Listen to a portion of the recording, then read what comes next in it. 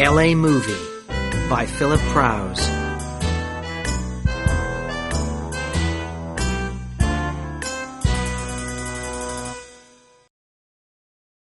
Chapter 1. The Purple Palace. The woman with platinum blonde hair and green eyes put her little finger in her mouth. "Hey," she said, "for an old guy, you're not bad looking." She sipped some champagne from her glass. Then she smiled. She smiled, and suddenly her whole face changed. Before, she had looked like a naughty child. Now she was a beautiful woman. She had high cheekbones below her beautiful green eyes. She had a long, straight nose and a wide mouth. Her shiny blonde hair was cut short. Her eyes were shining as she looked straight at me. "Yeah," she went on, "you really don't look too bad. Do you know something, mister? I could fall for a guy like you." What could I say? I'm in my early 30s. Well, that's what I tell people. The truth is that I'm nearer 40, and the woman I was looking at couldn't have been a day more than 23. I meet lots of women in my line of work, but I rarely meet anyone as beautiful as this one. And on the few occasions when I have met a real stunner, she certainly hasn't wanted to have anything to do with me. Still, the woman had a point. I'm not bad looking. Dark hair, brown eyes, good teeth, nice clothes. And I've kept myself in shape. I go to the gym 3 times a week. It's true that my face shows the marks of my time as an amateur boxer. There are some small scars round my eyes, and my nose isn't quite straight anymore. Somebody broke it in a fight. "The only problem," the woman continued, "is your job.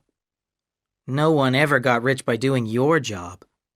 And I like expensive things." She smiled again. She had another point. I was sure that she spent a lot of money, and I certainly wasn't rich. I'm a private investigator, that is, a private detective, in Los Angeles, California. My clients are often people who live on the edges of LA society. Protection, security, blackmail, corruption, missing persons, small crimes.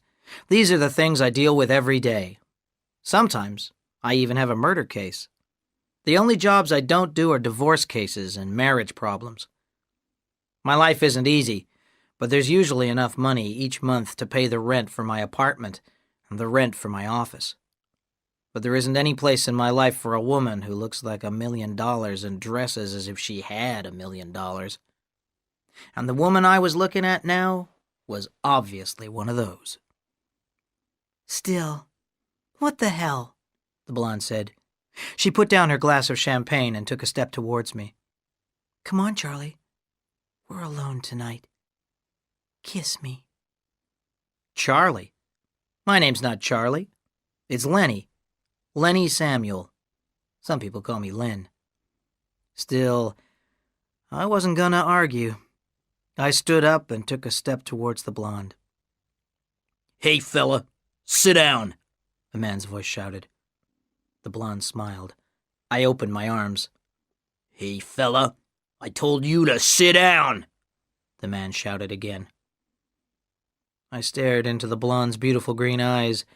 Then I felt a hand on my shoulder. "Sit down now," the voice said. I turned around. The man standing behind me was taller than me and heavier. I'm 1.90 meters tall, and I weigh just over 90 kilos. All muscle. But this guy was bigger than me in every way, and he was angry. "Sit down, fella," he shouted. "I can't see the screen if you stand there." I sat down, and I looked up at the movie screen again. Now the blonde actress was kissing a man. It was a close-up shot. The woman was 30 meters away from me, and her face was 5 meters high. Her name was Gail Lane. She was the hottest actress in Hollywood, and this was the closest I'd ever got to her. "I'm sorry, fella," I said to the man behind me. "I guess I got carried away." I go to the movies a lot, especially when business is bad. And just then, business was very bad indeed. My last case had ended a few weeks before. Someone had stolen a racehorse from a beautiful woman. I'd found the horse, but I hadn't earned any money. Since then, I tidied my office, cleaned my car, gone to the gym a lot, and waited for the phone to ring. It hadn't rung.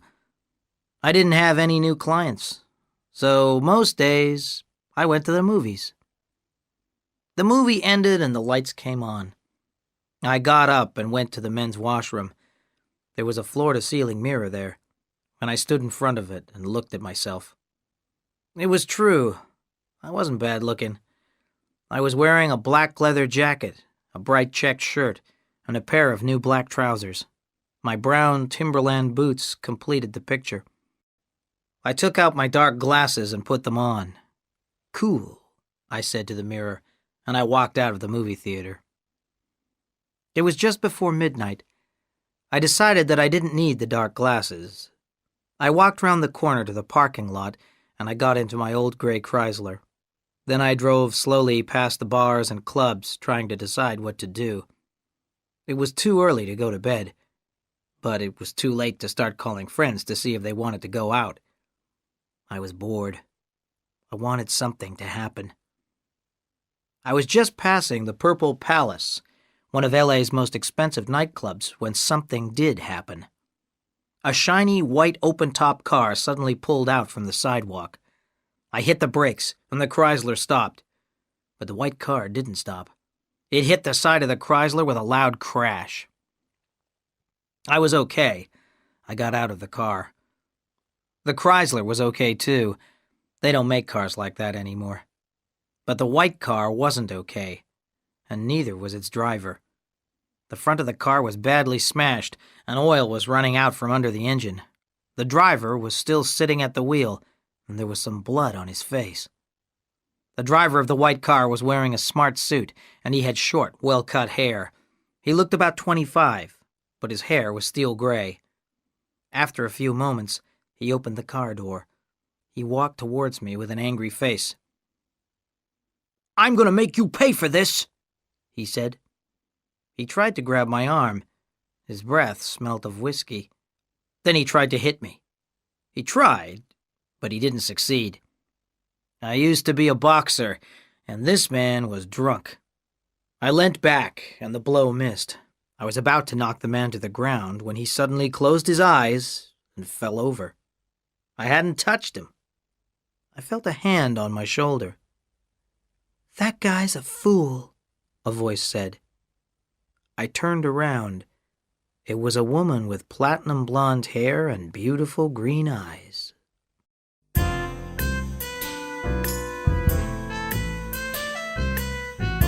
Chapter 2.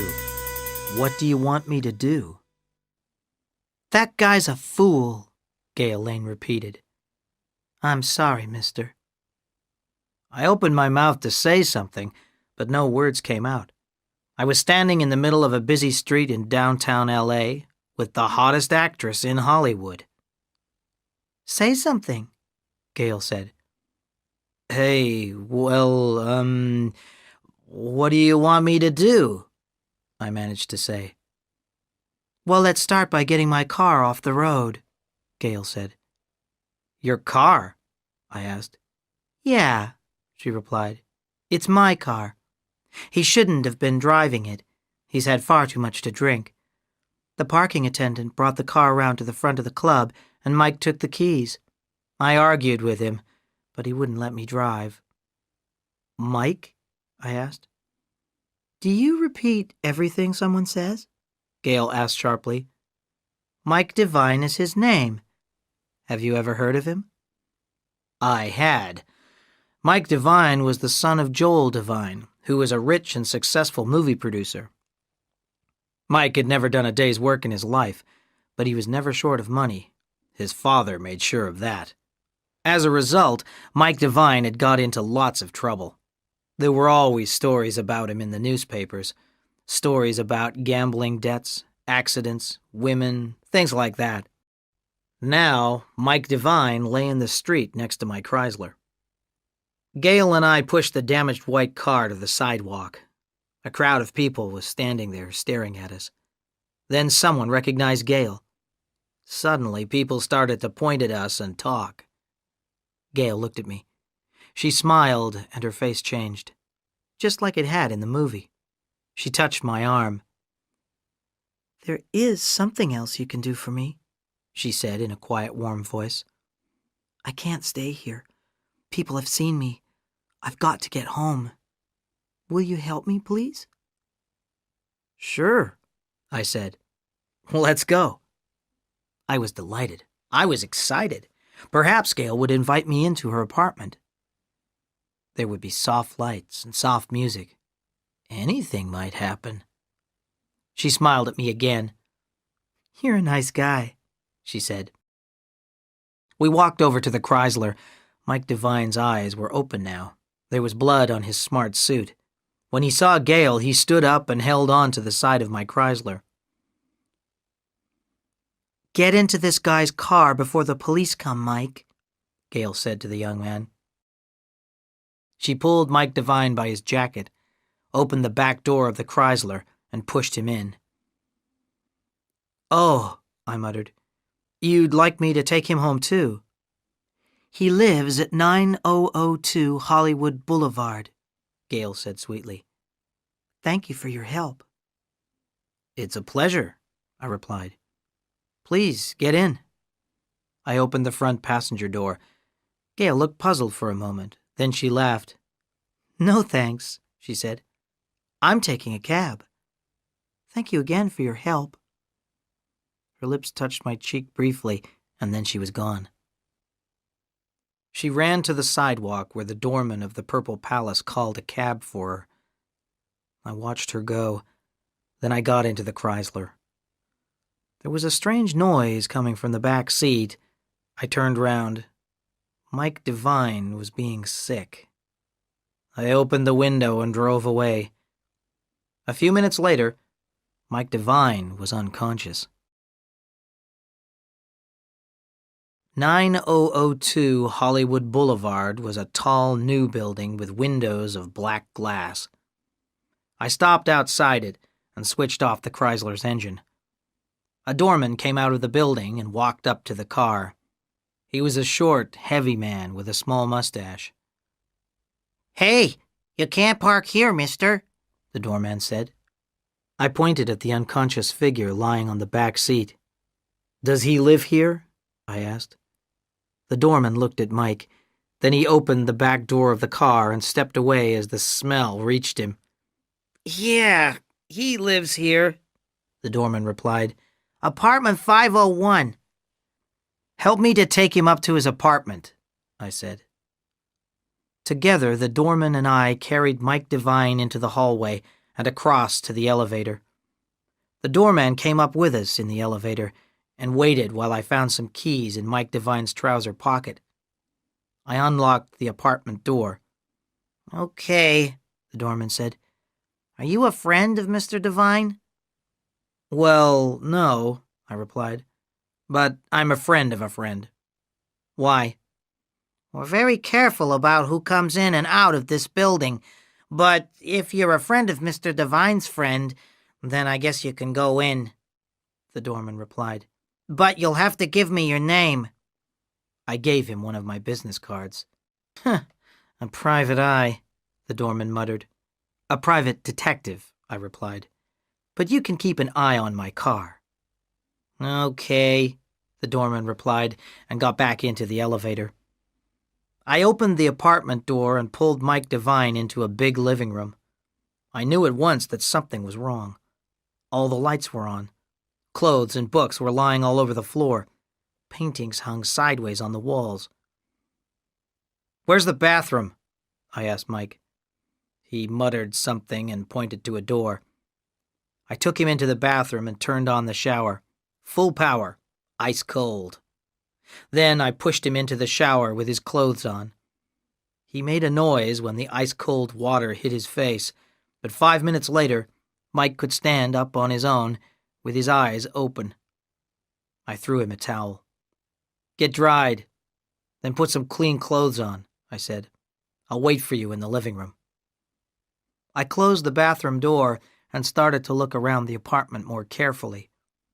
The living room was a real mess. The windows were open, and the curtains were moving in the gentle wind. There was a corridor on my left. I guess there were bedrooms behind the doors in the corridor. I opened the first door quietly. I saw a large bedroom. It was decorated in white. White walls, white carpet, a huge white bed. I stepped into the room and walked towards the bed.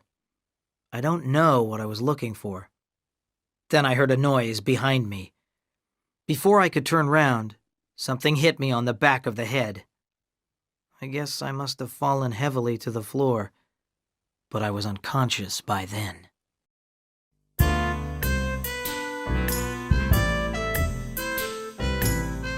Chapter 3. Mike Devine. I could feel hands touching my body. The hands turned me onto my side. Someone started to empty the pockets of my leather jacket. They took out my wallet, my business cards, my gun. I opened my eyes a little. A face was looking at me. It had short blonde hair and green eyes, and it was smiling at me. I smiled back. But the blonde woman's face didn't change. I closed my eyes and opened them again. She was still smiling at me. I moved my head a little. It hurt. "Sit up," a voice said. It wasn't Gail Lane's voice. It was a man who spoke. I opened my eyes wide and saw that I had been looking at a photograph of Gail. The photograph was on a low white bedside table. Mike Devine was sitting on the edge of the bed. He was wearing a white bathrobe with Palm Beach Resort written on it. He was holding my gun, and he was pointing it at my head. "Now," Mike Devine said in a quiet, hard voice, "who are you, and what are you doing on my bedroom floor?" I touched the back of my head. It still hurt. I looked at my watch. 2:00. I must have been unconscious for over an hour. Mike Devine had obviously woken up after the cold shower I'd given him. "You can see who I am," I replied. "You've got my business cards. Look in my wallet and you'll find my detective's license. Then please give me my things back." Mike Devine laughed. The gun was still pointing at my head. "I'm not that stupid," he said, and he threw the wallet over to me. "You open the wallet and show me your license." I picked up the wallet and showed him my detective's license. "Okay," Mike Devine went on. "Now tell me what you're doing here. My apartment has been wrecked, and you're lying on my bedroom floor." I told Mike what had happened and how I'd helped him to get home. He looked at me and shook his head. "No," he said after a moment. "I don't remember a thing, and I don't believe you." He walked over to a phone by the bed and picked it up. "Get me security," he said. There was a pause. After a few moments, he spoke again. "Security? Hi, this is Mike Devine in 501. I've got an intruder here. Can you come up?" "No, I'm not in danger. I've got his gun." Mike hung up and sat down on the bed. "You're making a mistake," I said. "We'll soon find out," he replied. 2 minutes later, someone rang the bell of the apartment door, and Mike Devine went to open it. A moment later, he came back into the bedroom with another man. It was the doorman with the mustache, the man who had helped me carry Devine in from the car. "Where's the intruder?" the doorman asked. Mike Devine pointed at me. The doorman gave a short, loud laugh. "He's a private eye," the doorman said. "He brought you home, and he and I carried you up here." Mike Devine looked at me in surprise. He threw my gun back to me. "I'm sorry, fella," he said. "I've got a couple of questions," I said to the doorman. Did you let anyone in here earlier this evening? And did anyone leave after I got here?" "The answer to both questions is no," the doorman replied. "I don't let people into apartments when the owner's out, and no one left. If anyone had gone out through the hallway, I would have seen them." Mike Devine thanked the doorman, then turned to me. "There's one thing, Mr. Samuel. I don't seem to have any money on me. Could you lend me $50? I smiled. Rich people. They're the ones who've never got any money. I opened my wallet and gave Mike $50. He walked over to the doorman and gave him the money. "There's no need to say anything about this to anyone," Mike said. The doorman thanked him and left the apartment. I sat on the bed and thought about what had happened. Who had hit me on the head? Had Mike himself done it? If he hadn't hit me, there must have been someone else in the apartment. Certainly someone had wrecked the living room. Perhaps that person had hit me on the head when I came into the bedroom. But why? I asked myself the question, but my head hurt and I felt tired. I couldn't think of an answer. "Look," Mike said, "I'm sorry. It's late. Can I offer you a bed for the night? I don't know who's been here. Whoever hit you on the head must have got out while I was in the bathroom. Perhaps they thought they were hitting me." "But the doorman said that no one had left the building," I replied. "So perhaps they're still here somewhere. Or perhaps they're hiding in another apartment. But they must have a key to your apartment. The first thing to do is to make sure they're not still here." Together, we searched every room in Mike Devine's apartment. We found no one. Suddenly, I had an idea. "I won't take your offer of a bed for the night," I said. "My car's outside. The police will take it away if I leave it in the street any longer." "Put the car in the garage," Mike said. "There's a garage underneath the apartment building, and the elevator goes straight down to it." My idea had been a good one. Mike had told me something that I had already guessed. So, someone could have left the apartment, then taken the elevator down to the garage and driven away without the doorman seeing them, I said. At that moment, the phone rang. Mike Devine answered it. "Yes," he said. "Yes, I see." Then he hung up. He looked terrible. "Who was it?" I asked. "Someone I owe some money to," he replied. "He said that he wrecked the apartment. He said it was a warning. He said he was sorry he had hit you. He thought you were me. And he said that next time, he wouldn't wreck my apartment. He would wreck me." So the person who had hit me on the head was trying to frighten Mike Devine. And he had succeeded. Mike was looking very frightened indeed. "Mr. Samuel," Mike said, "I think I need some protection. I will pay you to stay here for the rest of the night. Will $200 be all right?" "Plus the 50 you borrowed," I replied with a smile. I left the apartment and went down to the hallway. I told the doorman I was staying for the rest of the night. Then I went out into the street. Quickly, I drove the Chrysler into the underground garage. 10 minutes later, I had turned off the lights in Mike Devine's living room, and I was sitting in a comfortable chair with my gun beside me. Mike had gone to sleep in his huge white bed. The hours passed. Nothing happened. There were no intruders. I didn't get any sleep. The phone rang at 6 o'clock. I answered it. "Mr. Devine's apartment," I said. "Who's that?" a woman's voice asked. I knew that voice. It was Gail Lane.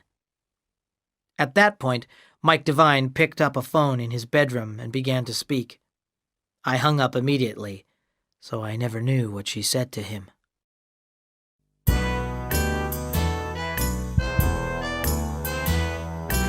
Chapter 4 Crazy Ellen's. I knocked on Mike Devine's bedroom door. "It's Lenny Samuel," I called through the door. "I'm leaving now, Mr. Devine. There's one of my business cards on the table in the living room. You can send me the $250 later." Mike muttered something inside the bedroom. I didn't understand what he said. I left the apartment, got the Chrysler from the garage, and drove home. After a couple of hours' sleep, a hot shower, and some clean clothes, I was a new man. I drove downtown to my office building, parked the car, and went into Crazy Ellen's. Crazy Ellen's is a bar and a cafe and a diner and a meeting place. It's next to the building where my office is on West Beaumont Drive. Don't ask me where the name of the bar came from. The owner of Crazy Ellen's isn't a mad woman called Ellen, or even a sane woman called Ellen. The owner is a man, an old Greek called Costas. I've known him for more years than I want to remember. I go to his bar a lot. People know that if I'm not in my office, I'll probably be at Crazy Ellen's. "Hi, Len," Costas shouted as I came in. It was shortly after 9 o'clock and the place was empty. "Hey, you look tired. Didn't you sleep?" "Hi, Costas," I said, taking a seat at the bar. "I'm okay. Give me some black coffee, some orange juice, and a couple of fried eggs, please." I ate my breakfast and I chatted to Costas about baseball. Then I went to my office, 2 rooms on the 4th floor of an old building. On the floor of the waiting room, there was a pile of mail. I stepped over it and went through to my private room. There's not a lot to see. A desk, a couple of chairs, a gray filing cabinet, a window with a broken blind. I blew the dust off my chair and sat down at the desk. The red light on the answer phone told me that some phone messages were waiting for me. I pressed the play messages button. There were 2 messages. The first message was from a man who didn't give his name. The message was short and simple. "If you know what's good for you, Samuel, you'll take a holiday," the voice said. "The next time, it won't be just a little knock on the head." Interesting. This was a warning. And it was connected with Mike Devine in some way. But who was warning me? I didn't recognize the voice, and the caller hadn't left a number for me to phone. But I knew the second caller as soon as he started to speak. It was a man called Rick. Rick, Roma, and I were old friends. "Hi, Len. How are things?" Rick said. "Listen, I may have a job for you. Can you meet me for lunch today? Give me a call." And he left a phone number for me to call. Rick's full name is Riccardo, and he is Italian-American. His family came from Sicily in the 1930s. Rick and I worked together in the LAPD, the Los Angeles Police Department. My family is Hispanic. My full name is Leonardo, though people always call me Len or Lenny. My family came to the U.S. from Puerto Rico, so Rick and I had something we could talk about. Rick and I left the LAPD at about the same time. Rick went to work as a security man at a big movie studio in Hollywood. I became a private eye. Rick had done very well over the years. He'd been very successful in his work, and he was now head of security at Magic Movie Productions. He always had new cars, and he lived in a luxury house in the hills with 2 swimming pools. Me? Well, I've got an old car, a small apartment, and a little wooden cabin in the hills. You can guess how well I've done.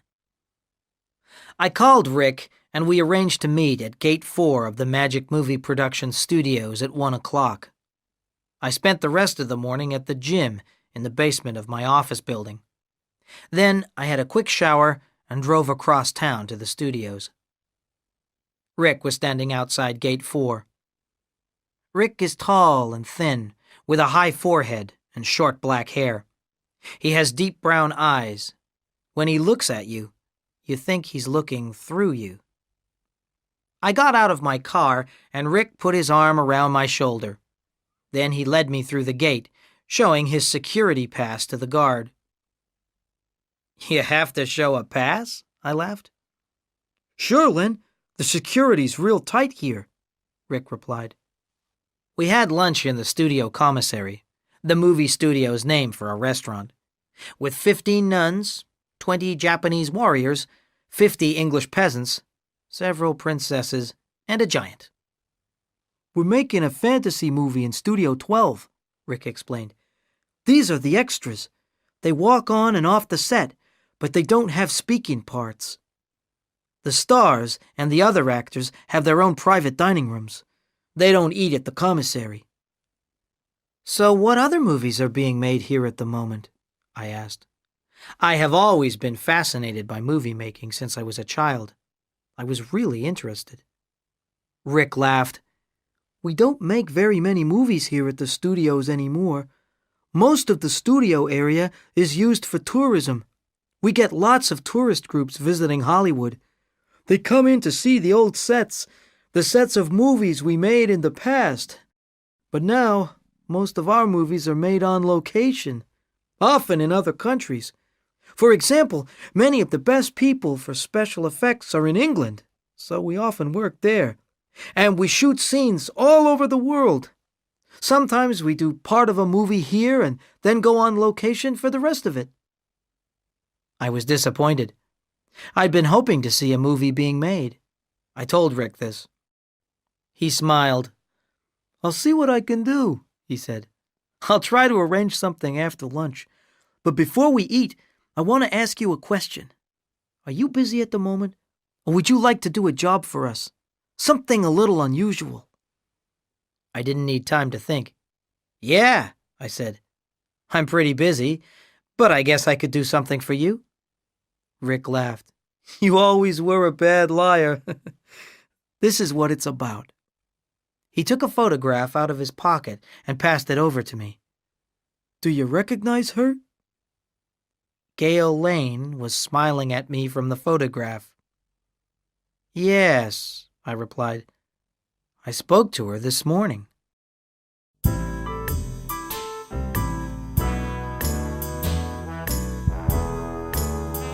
Chapter 5. Death Behind the Door. I gave the photo back to Rick and I listened to him carefully.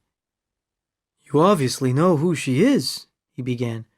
"But what do you mean about speaking to her this morning? She's working here at the studios today.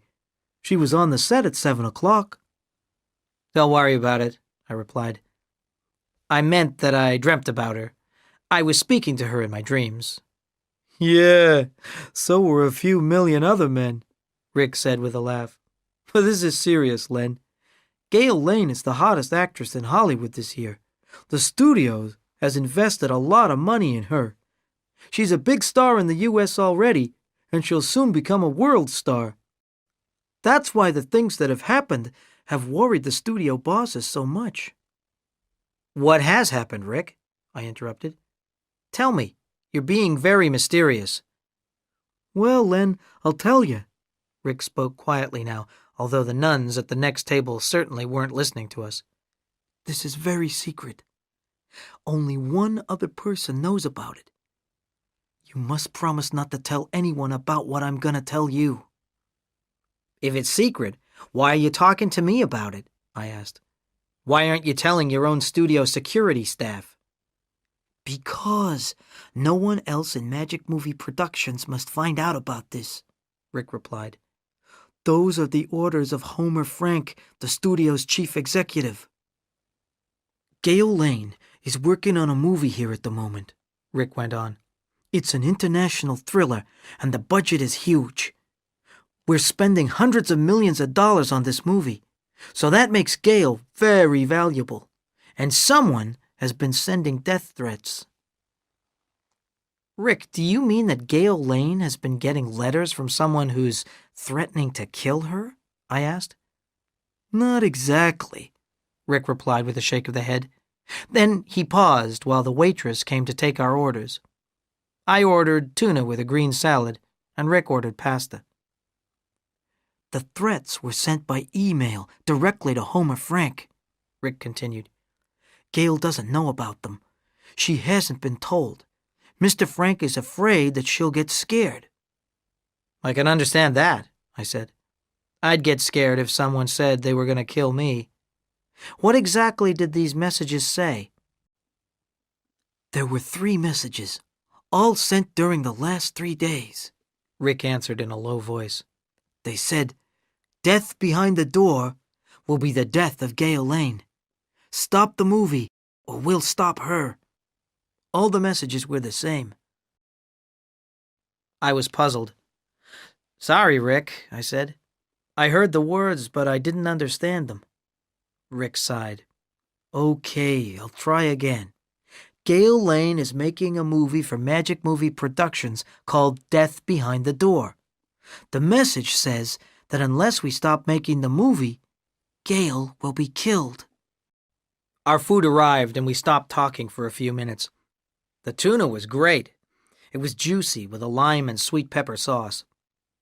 I was thinking hard while I ate it. Rick ate his pasta hungrily. There obviously wasn't anything wrong with that either. Rick, you've got to tell Gail about these threats, I said as we finished eating. She might not want to risk being in this movie. You must give her the choice. We can't afford to stop the movie, Len, Rick said quietly. It's half finished now. There are hundreds of millions of bucks invested in it. Mr. Frank won't stop the movie. But we are going to protect Miss Lane, and that's where I want your help. I don't think I'd be a good bodyguard, Rick, I said quickly. Gail Lane is very attractive. I couldn't be near her and do the job properly. Rick laughed. No, Len, he said. Gail already has 2 bodyguards, very good ones. I want you to join the movie crew, so that you're on the set all the time. I want you to keep an eye on everyone else. Perhaps these threats are just a hoax, a joke from a mad person, but we can't be sure. Okay, I said. $500 a day plus expenses. $400, Rick replied. $450, I said. Okay, $450, Rick replied with a quick smile. But what will I do on the set? I asked. I don't know anything about how movies are made. You're going to be Miss Lane's advisor on detectives and investigations, Rick said. In the movie, she plays a private detective. You can tell her about how detectives work. You can start work tomorrow, and bring your passport with you. My passport? I asked. Why? I said this movie is an international thriller, Rick answered. We finished the Asian scenes already. Today is the last day of shooting here at the studios. After today, the whole crew moves on to South America. When we finish there, we'll go on to Europe. What scenes are you shooting today, Rick? I asked. Today's scenes will be shot with some of the stars' stunt doubles, Rick said. There's lots of fighting in today's scenes. There'll be blood everywhere. Not real blood, of course. I ordered coffee. Rick wasn't telling me everything. I was sure of that. He was hiding something. But what? Perhaps I'd never know. But you said that Gail was working here today, too, I said. Can I watch the shooting for a while? Rick shook his head. Sorry, Len. It's a closed set. That means no visitors. Carla Chapman, the director of the movie, insists on that. She says that visitors always upset the actors. But I'm not a visitor, I said. I'm Miss Lane's advisor on being a detective. You said so yourself. Rick thought for a minute. Okay, Len. There's not time to get you a security pass, but I'll get you onto the set using mine. We finished our coffee and left the commissary. A group of cowboys was just arriving. We walked over to Studio 9. There was a big sign outside. Death behind the door. Set closed. Rick spoke to the security guards who let us both in. Follow me, Rick whispered. Be careful. It will be very dark inside. And don't make a noise, or Carla will kill us, and there really will be blood everywhere. We walked very quietly through the darkness of the studio. Everywhere there were boxes and ropes, metal wires and electric cables. In the distance, we could see a bright light. When we got closer, we could see that it was a huge bright blue screen, like a movie theater screen. We could see someone hanging down on a rope in front of the screen. "This is a blue screen," Rick whispered. "Later, these shots will be combined with some shots of a rocky mountainside. When the audience sees the movie in a movie theater, they'll think that the actor was really climbing a mountain." I watched in silence. I was fascinated. The person on the rope was still quite high up in front of the screen, at least 15 meters from the floor. Suddenly, there was a loud scream, and the actor fell to the studio floor. Lights went on everywhere. We ran towards the person on the floor. It was a woman with short blonde hair. "It's Gail," I said to Rick.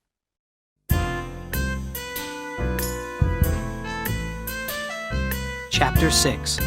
The Bodyguards. There was a moment of silence on the set. Rick and I stared at the blonde woman on the floor. Then people came running from all directions. Rick took charge. "Stand back," Rick shouted. "Get an ambulance!" I was quickly pushed to the back of the crowd of actors and technicians who came and stood around the woman. I walked slowly away from them. There was nothing I could do. Gail is dead, I thought. She died in front of me, and I'm the man who was going to protect her. I felt terrible. I had wanted to protect Gail Lane. I had only met her once, but I had liked her very much, even if I didn't admire her choice of boyfriend.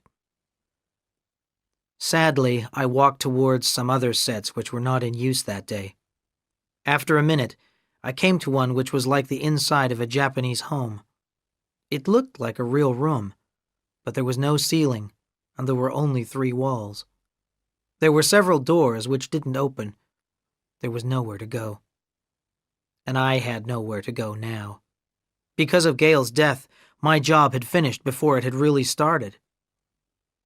I left the Japanese room and walked slowly on, through half-built sets and across open spaces. Studio 9 was the size of an aircraft hangar, and several Boeing 747s could have been parked inside it. 10 minutes later, I saw something that I didn't believe. I saw her, Gail, just for a moment. I saw her bright blonde hair as a door near the end of the building opened and closed. I couldn't believe it. Slowly and carefully, I walked towards the door. Soon I realized that I was looking at a row of dressing rooms, the rooms where actors changed their clothes and wait during shooting. Each dressing room had a door and a window. There was a light on inside one of the rooms, though all the others were dark and empty. I stepped quietly over to the lighted window and looked in. Gail Lane was sitting at a table with a cup in her hand. Her face was wet and her eyes were shiny. She had been crying. I didn't have time to think about what I could see. As I looked through the window, someone grabbed my right arm and twisted it behind my back. I turned round and tried to grab my attacker. That was a mistake. My feet were kicked from under me. I fell to the floor, and my attacker jumped on top of me. I struggled and I tried to get free, but my face was pressed against the floor, and the attacker was still holding my right arm. And now they had their knee on the back of my neck. I tried to turn over. That didn't work. But my left arm was still free, so I reached behind my back and grabbed hold of a foot. I twisted the foot as hard as I could. There was a scream of pain from my attacker, and I quickly pushed them off my back. Then I dived, grabbing the person from behind. I forced the attacker to stand up with both arms held behind them. The attacker suddenly started kicking my legs. "Stand still or I'll really hurt you," I said. "Oh, yes," a voice said behind me. It was a woman's voice.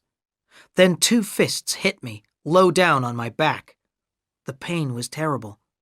Next, someone's fingers stabbed at the base of my neck, just above my shoulders. I let go of the person I was holding and turned as quickly as I could. I turned just in time to receive a kick to the head. I spun around and fell heavily to the floor. Then I knew nothing. When I woke up, I was still lying on the floor. A woman was sitting on my chest, holding me down. Another woman was sitting on my legs. "Let me get up," I said. "I can explain why I'm here." "Josie's just been injured, and you're here looking into Gail's dressing room window," the woman on my chest said. She had shiny dark hair and was wearing a suit. "And you haven't got a pass," she went on. "You'll stay where you are until someone from security comes." I lay on the floor for what seemed to be a long time. Then I heard footsteps. "So, you think you've caught him?" a voice said. I knew that voice. It was Rick. The woman got off me.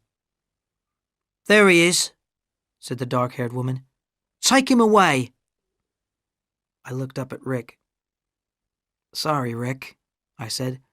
"I got lost. And then," I pointed at the two women, "these animals attacked me." "Fine," Rick said. "Let me introduce you to Annie and Arabella, Miss Lane's bodyguards." He pointed at the woman in turn. "I told you they were good." Annie was the one with dark hair. Arabella had red hair, and she was wearing a suit like Annie's. "And who is he?" Arabella asked angrily. "His name is Lenny Samuel. "He's an advisor for Miss Lane," Rick replied. "He's going to advise her on how to behave like a private detective." "Oh, really?" Arabella laughed. "What does he know? We caught him easily enough." "Wait," I interrupted. "What's happened? Gail Lane can't be in two places at the same time. If Gail is here in her dressing room, who was that over there on the set?" "The person who had the accident is called Josie. She's not dead, but she's quite badly injured. She was Gail's stunt double, someone who did the most dangerous parts of Gail's acting," Rick explained. "The rope she was attached to broke. It was a terrible accident." "Or a warning," I said. I stood up slowly. My back and neck hurt. I shook hands with Annie and Arabella. "I can see that Miss Lane is well protected," I added. "Yeah, when she wants to be," Arabella replied angrily. "What do you mean?" I asked. "Sometimes she goes out at night without us," Annie said. "We can't protect her then." She was angry too. "Perhaps after this accident she'll be more careful," I said. "I'd like to introduce Mr. Samuel to Miss Lane," Rick said. "But perhaps this isn't a good time." "Gail's very upset about Josie's accident," Annie said. "But I'll ask her if she'll meet Mr. Samuel for a few minutes. I guess there won't be any more shooting today." Annie went into the dressing room and closed the door behind her. We waited outside in silence. Then the door opened. "Miss Lane will meet Mr. Samuel for a few minutes. She can't talk for long. She doesn't feel well," Annie said. I followed Annie into the dressing room. Gail was sitting at a table, holding a handkerchief.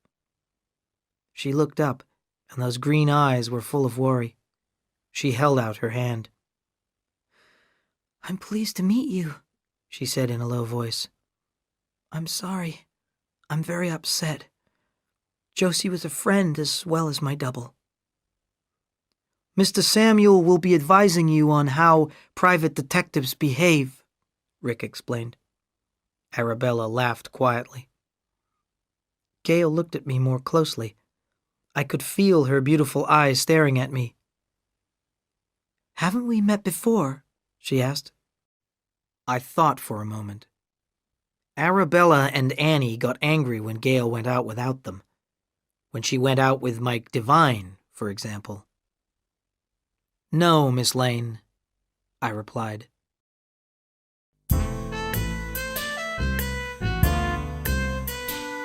Chapter 7. From L.A. to B.A. Rick and I left Gail Lane's dressing room and walked back to the set where the accident had happened. The police had arrived and were taking statements from everyone. Rick and I told them what we had seen.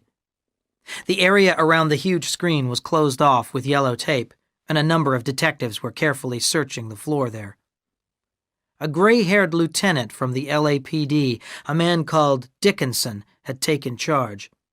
I had met him before. I asked him what he thought had happened. "I don't know yet. It's hard to say," Dickinson replied. "The rope was checked before shooting started, and it was okay then. So why did it break?" Someone must have made a cut in the rope to make it break easily, I said. Dickinson said.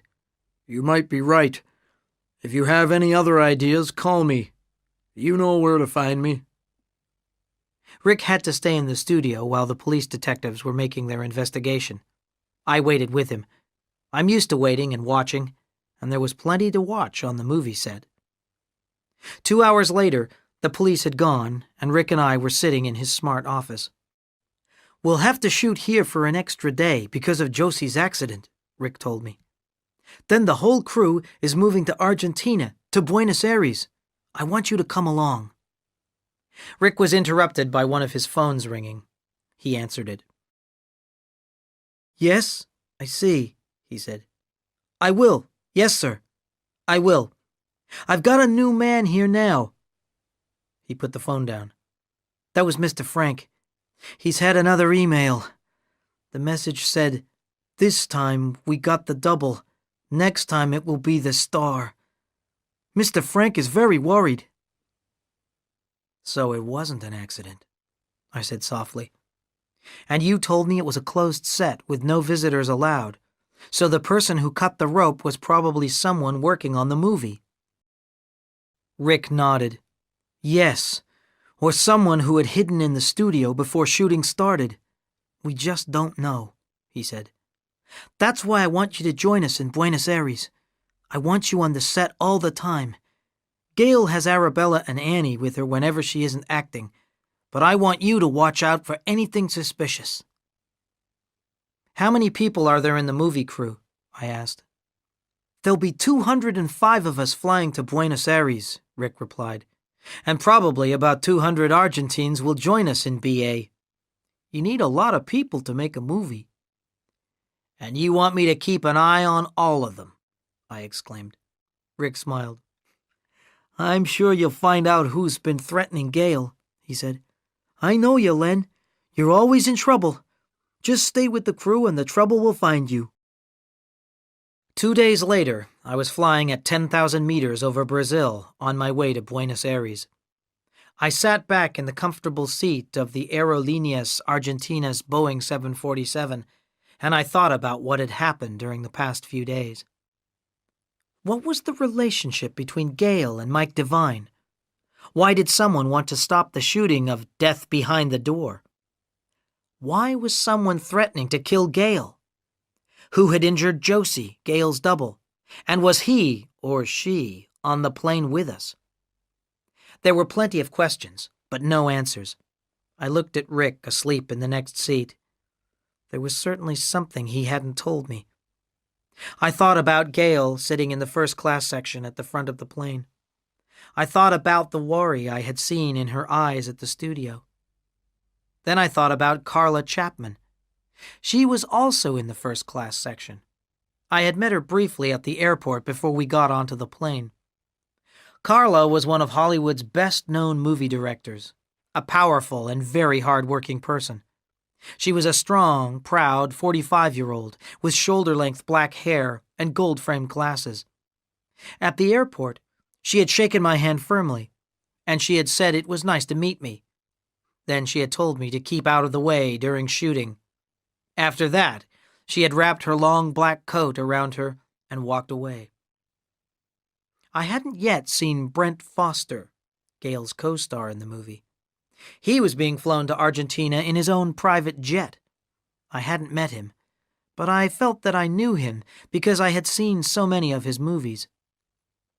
He always played bad guys, but he always got the girls. He looked a little like me, but he was younger and heavier, and he had blonde hair and blue eyes. I was looking forward to meeting Brent. After a while, I stopped thinking about my job and I looked out of the window at the clouds. I wanted to help Gail, but I had to wait for something new to happen. It was mid-morning when the 747 landed at Ezeiza International Airport outside Buenos Aires. There was mist in the air and the weather was cool. It took several hours to get all the baggage and equipment through customs. At last, it was done, and we got into buses for the long journey to the city center. Most of the movie crew were going to stay at the Bizanti Palace Hotel. In fact, we had booked all the rooms in the hotel. But Gail, Carla, Brent, and a few others were going to be at the luxurious Alvear Palace Hotel near the Recoleta Cemetery, where we would be shooting. There was no work till the next day, so after we had checked in at the hotel, I lay on my bed and fell asleep. When I woke, it was early evening and it was dark. I had a shower and then I went out for a walk. I was going to meet Rick and some of the members of the crew for dinner at 10 o'clock, an early time for dinner in BA. I walked slowly through the streets, smelling the diesel smoke from the brightly painted Colectivo buses. The streets were full of people. Young people were walking hand in hand, and large families were talking together on the sidewalks. Everyone seemed happy. I began to like BA very much. I soon arrived at Corrientes, a long, wide street full of movie theaters, restaurants, and cafes. I stopped at a place called Café Pernambuco and went in. Inside were groups of students talking excitedly, elderly men reading newspapers, and smartly dressed women eating cakes. I ordered a coffee and sat back to enjoy the scene. After a while, I noticed a younger woman sitting by a window. She was dressed in black, with a black scarf over her head. Her head was turned away from me, so I couldn't see her face. She looked at her watch again and again, and she looked up every time the cafe door opened. I ordered another coffee and picked up a newspaper from a nearby table. From behind the newspaper, I could watch the woman in black without her seeing me. Suddenly, she turned her head towards me and called to the waiter. I saw the woman's face. It was Gail Lane. I looked around the cafe. Where were Annie and Arabella, her bodyguards? Then I remembered Annie's words. Sometimes she goes out at night without us. Gail was alone. Who was she waiting for?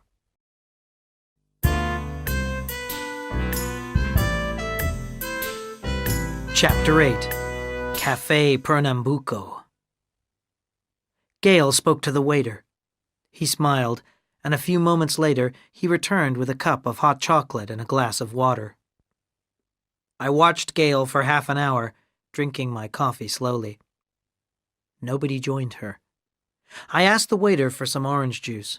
Too much coffee is bad for me, and I went on watching. After another hour and 2 more orange juices, I had to go to the men's washroom. When I came back, Gail was paying the waiter. She was about to leave. Had someone come in and spoken to her, or had she got tired of waiting? I made a quick decision. As Gail was standing up, I walked across the room as if I had just come in through the door. I walked up behind Gail and said in a quiet voice, "Excuse me, Miss Lane. May I speak to you?" Gail looked very frightened, and she held on to the chair. Then she sat down. I pulled out another chair. I sat down and looked at Gail. Her hands were white, and they were shaking. "So it was you," she whispered. "You!" "What was me?" I asked. "It was you who sent the message," Gail whispered. "Well, I'm here. What do you want?" "Miss Lane, believe me, I didn't send you a message. I'm here by chance," I said, looking into those beautiful green eyes. "You're not who you say you are," she said. "You arrived at the studios on the day of Josie's accident. But I've seen you before. I know that." "You're right, Miss Lane," I replied. We have met before. In the street outside the Purple Palace in L.A. It was the night when Mike Devine crashed his car into mine. The night I took him home." Gail smiled for the first time. "So that's who you are," she said quickly. "You helped me then and—" She stopped speaking. "And I'll help you now," I said, finishing her sentence. "I'm working for the studio, and they've told me to do everything I can to help you. So here I am. What can I do?" Gail smiled again. Then she looked sad.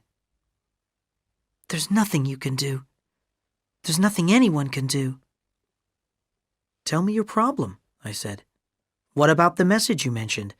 What was the message?" Gail opened her handbag, pulled out an envelope, and gave it to me. Inside it was a piece of Alvear Palace Hotel notepaper. I read the message. "If you want to have the photos, go to Café Pernambuco, Avenida Corrientes at 7 p.m. Sit at a table by the window." I put the note back into the envelope. "What photos are those, Miss Lane?" I asked quietly. "And what is so important about those photos? What makes you come to a cafe you don't know to meet a person you don't know?" Gail looked down at the table. She started. "I can't tell you," she said. "You wouldn't believe me, Mr. Samuel." "Tell me," I said, with what I hoped was a friendly smile. Gail took a deep breath. "You must keep this to yourself. Don't tell anyone," she began. "I'm being blackmailed. Years ago, when I was much younger, when I was just starting to act, I was friends with a man. You need friends when you're a young actress. This man helped me to meet people who worked in the movies. It was all quite innocent. We were just friends. We'd go out for a meal or to see a show. Sometimes we'd go dancing in a club." "And the photos are of you and this man?" I interrupted. "Yes, I believe so," Gail replied. "They're pictures of us dancing together at a club." I thought for a moment. "And the name of this man? Is he someone important?" I asked. Gail laughed. "Important? No. Dangerous? Yes. I didn't know that when I met him. I thought he was a businessman. I didn't know he was a gangster and a murderer. I thought he was just a kind person who was helping me to start working in the movies." "And his name?" I asked again. "He's changed his name since I first knew him," she replied. "Vincenzo Calabrese was his name then. Vincent Caleb is what he calls himself now. And now he'll kill anyone who doesn't do what he tells them. He's a madman, Mr. Samuel." This was very bad news. Vincent Caleb was a well-known gangster. He was a ruthless criminal, and he had a gang of ruthless men to carry out his commands. "So the message was from Vincent," I said. "No," Gail replied. "I've had similar messages before. This is from someone who's somehow got some photos of Vincent and me. The last message said that unless I paid $250,000, the photos would be sent to the newspapers. Mr. Samuel, if those photos are printed in the newspapers, my career will be finished." "If these messages aren't from Caleb, have you any idea who is blackmailing you?" I asked. I wondered if it was someone working on the movie, but I didn't say so. Gail shook her head. She picked up the envelope and opened her handbag. As she opened the bag, I saw a small gun inside it. "I have to go," Gail said. "I don't think anyone is going to come." "No. Perhaps they just watched you this time, to see if you obeyed their instructions," I said. "I'll walk with you to the Alvear Palace. Downtown Buenos Aires is a safe place, but you're a star, and someone might recognize you." "Don't worry about me," Gail said. "I've got something here to protect me." She touched her handbag. "If you're thinking of taking that gun onto the movie set tomorrow," I said, "forget about it. The security will be very tight here in BA. Then you take it, Gail said with a smile. and give it to me tomorrow when we're on the set. Okay, I replied. But let me walk back to the hotel with you now. Gail nodded. I paid the waiter for my coffee and orange juice. Then we walked out into the evening air. It was quite a long walk back to Gail's hotel. We didn't talk a lot, but it was a peaceful, friendly time which both of us enjoyed. Outside the hotel, I said goodbye. I put Gail's gun into my pocket, and I called for a cab to take me back to the Bizanti Palace.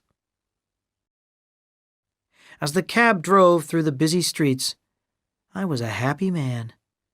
Just before going into the hotel, Gail had kissed me on the cheek.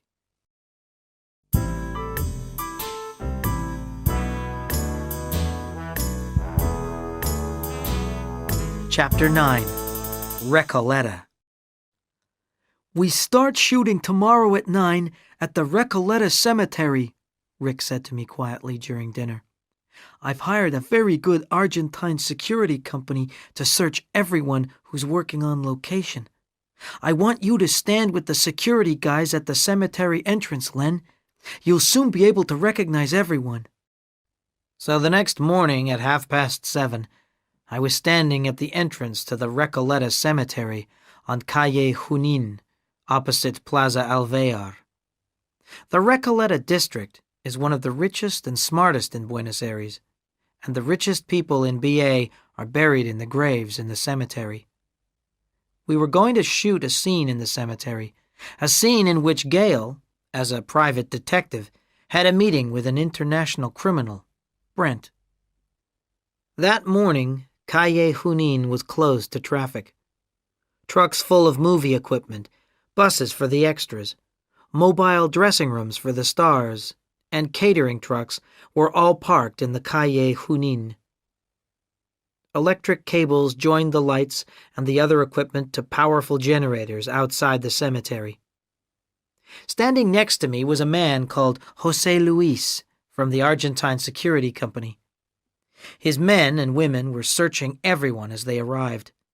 In my jacket pocket was Gail's gun in a mailing envelope. Fortunately, no one had decided to search me. Gail and Brent Foster came from their mobile dressing rooms and stood at the cemetery entrance. Gail was looking worried. As soon as she had been searched, I gave her the mailing envelope. "Excuse me, Miss Lane," I said. "This package is for you." Gail took the package and smiled at me for a moment. Then she walked into the cemetery. By 9:00, Carla was ready to begin shooting. Huge lights lit up the front of one of the biggest tombs in the cemetery. The tomb was built of white stone, and it was the size of a small house. The front of the roof was decorated with life-size white statues. 2 cameras were going to shoot the scene. One camera was lifted up in the air on a crane. Another was on metal rails laid on the ground. When she edited the scene back at the studios, Carla would edit together shots from the 2 cameras. Carla sat in a big folding chair with "Director" written on the back. When everybody was ready, she shouted, "Cameras! Action!"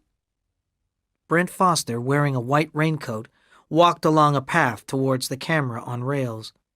Then he stopped by the front of the tomb. After a moment, Gail came running up to Brent. "Cut!" Carla shouted. "Brent, I want you to look a bit more nervous. Gail, that was great, but I'd like you to look a little more excited, please." They repeated the scene 7 times before Carla was satisfied. Then we all stopped for coffee. The makeup artists repaired Brent and Gail's makeup. The cameras moved to new positions. Soon another scene was being shot in front of the tomb. This time, it was a conversation between Brent and Gail. I wasn't really bored, but there wasn't anything for me to do. Annie and Arabella were there to look after Gail, so I decided to take a walk around the cemetery. The tombs were magnificent. There were many styles of architecture, but all the tombs showed the wealth of the people buried in them. I must have been walking around for half an hour before I decided it was time to go back and check on the shooting. I went towards the tomb where the movie crew was working. I was thinking about Gail and the messages she had received when I saw someone dressed in black lying on the ground beside the back wall of the tomb. I ran quickly to see who it was. It was Annie. Her hands were tied behind her back, and there was tape across her eyes and mouth. I looked around carefully. I felt that someone was watching me, but I couldn't see anyone. I walked very quietly along the side of the tomb towards the front. At that moment, something made me look up at the roof. Was someone hiding there? All I could see was the line of white stone statues. Statues holding flowers, statues holding plants, statues holding books, statues holding huge stone balls. Then one of the statues with a stone ball moved. Was I dreaming? No, the statue took a step forward towards the front edge of the roof and then stood still again. I ran around to the front of the tomb as fast as I could. Gail and Brent were still standing there in the bright lights of the set. I looked up and saw the statue right above them. The heavy stone ball was now raised above its head. I dived forward, pushing Brent out of the way and throwing Gail to the ground. "Cut!" shouted Carla. Crash! The heavy stone ball hit the ground just where the two stars had been standing. At that moment, Arabella jumped on top of me. "Stay away from Miss Lane!" she shouted as she pulled me away from Gail. "What do you think you're doing?" Carla shouted at me. "There's no time to explain," I replied, running around to the back of the tomb, closely followed by Arabella. But we were too late. The statue had gone. Arabella untied Annie and took the tape off her face. "What happened?" Arabella asked. "Someone jumped on me from behind," Annie muttered angrily. "I don't know who it was." "Was it him?" Arabella asked, pointing at me. "I don't know," Annie replied. "It could have been." We walked back to the set. I explained to Carla what had happened. Gail and Brent were okay. Gail was laughing nervously, and Brent looked a bit shocked. Then I found Rick and told him what had happened. "I knew trouble would find you, Len," Rick said with a smile. "I was right." "No," I replied. "I was just lucky. I'm pleased that I was able to save Gail, but it was only luck. Why don't you call the police?" Rick looked away from me. "No, Len," he said quickly. "We don't want to involve the police. We have to go on to Istanbul in 3 days' time. We can't change the schedule. We can't wait for an investigation." "Okay, but there's another thing," I said. "I meant to be advising Gail on how private detectives behave. I haven't had a chance to speak to her about that yet." "Making you her advisor was just a way to get you onto the set," Rick answered. "Still, I suppose you're right. Gail and Brent are going to a tango show tonight with Carla and me. Why don't you come along with us? You can talk to Gail there." "Okay," I said. "And one more thing. I need some transport of my own. This is a big city, and I need to be mobile if I'm going to protect Gail." Rick thought for a moment. "We can hire a car for you," he said. "A motorbike would be better," I replied. "It will be much quicker in heavy traffic." "I'll see what I can do," Rick said. I spent the afternoon on the movie set. I watched Brent and Gail acting the same scene again and again. Movie schedules are made up of short periods of hard work, followed by hours of standing and waiting. But no one tried to kill Gail. No one tried to sell her any photographs. Gail didn't need the gun. Arabella and Annie didn't attack me. No statues moved. I was bored. When shooting ended for the day, Gail came over to me. "I've got to talk to you," she said, looking around to see if anyone was listening. "Not here," I said. There are too many people here. How about tonight at the tango show?" She stared at me. "How did you know about that? Our visit to the tango show was meant to be a secret." I laughed. "I'm a detective," I said.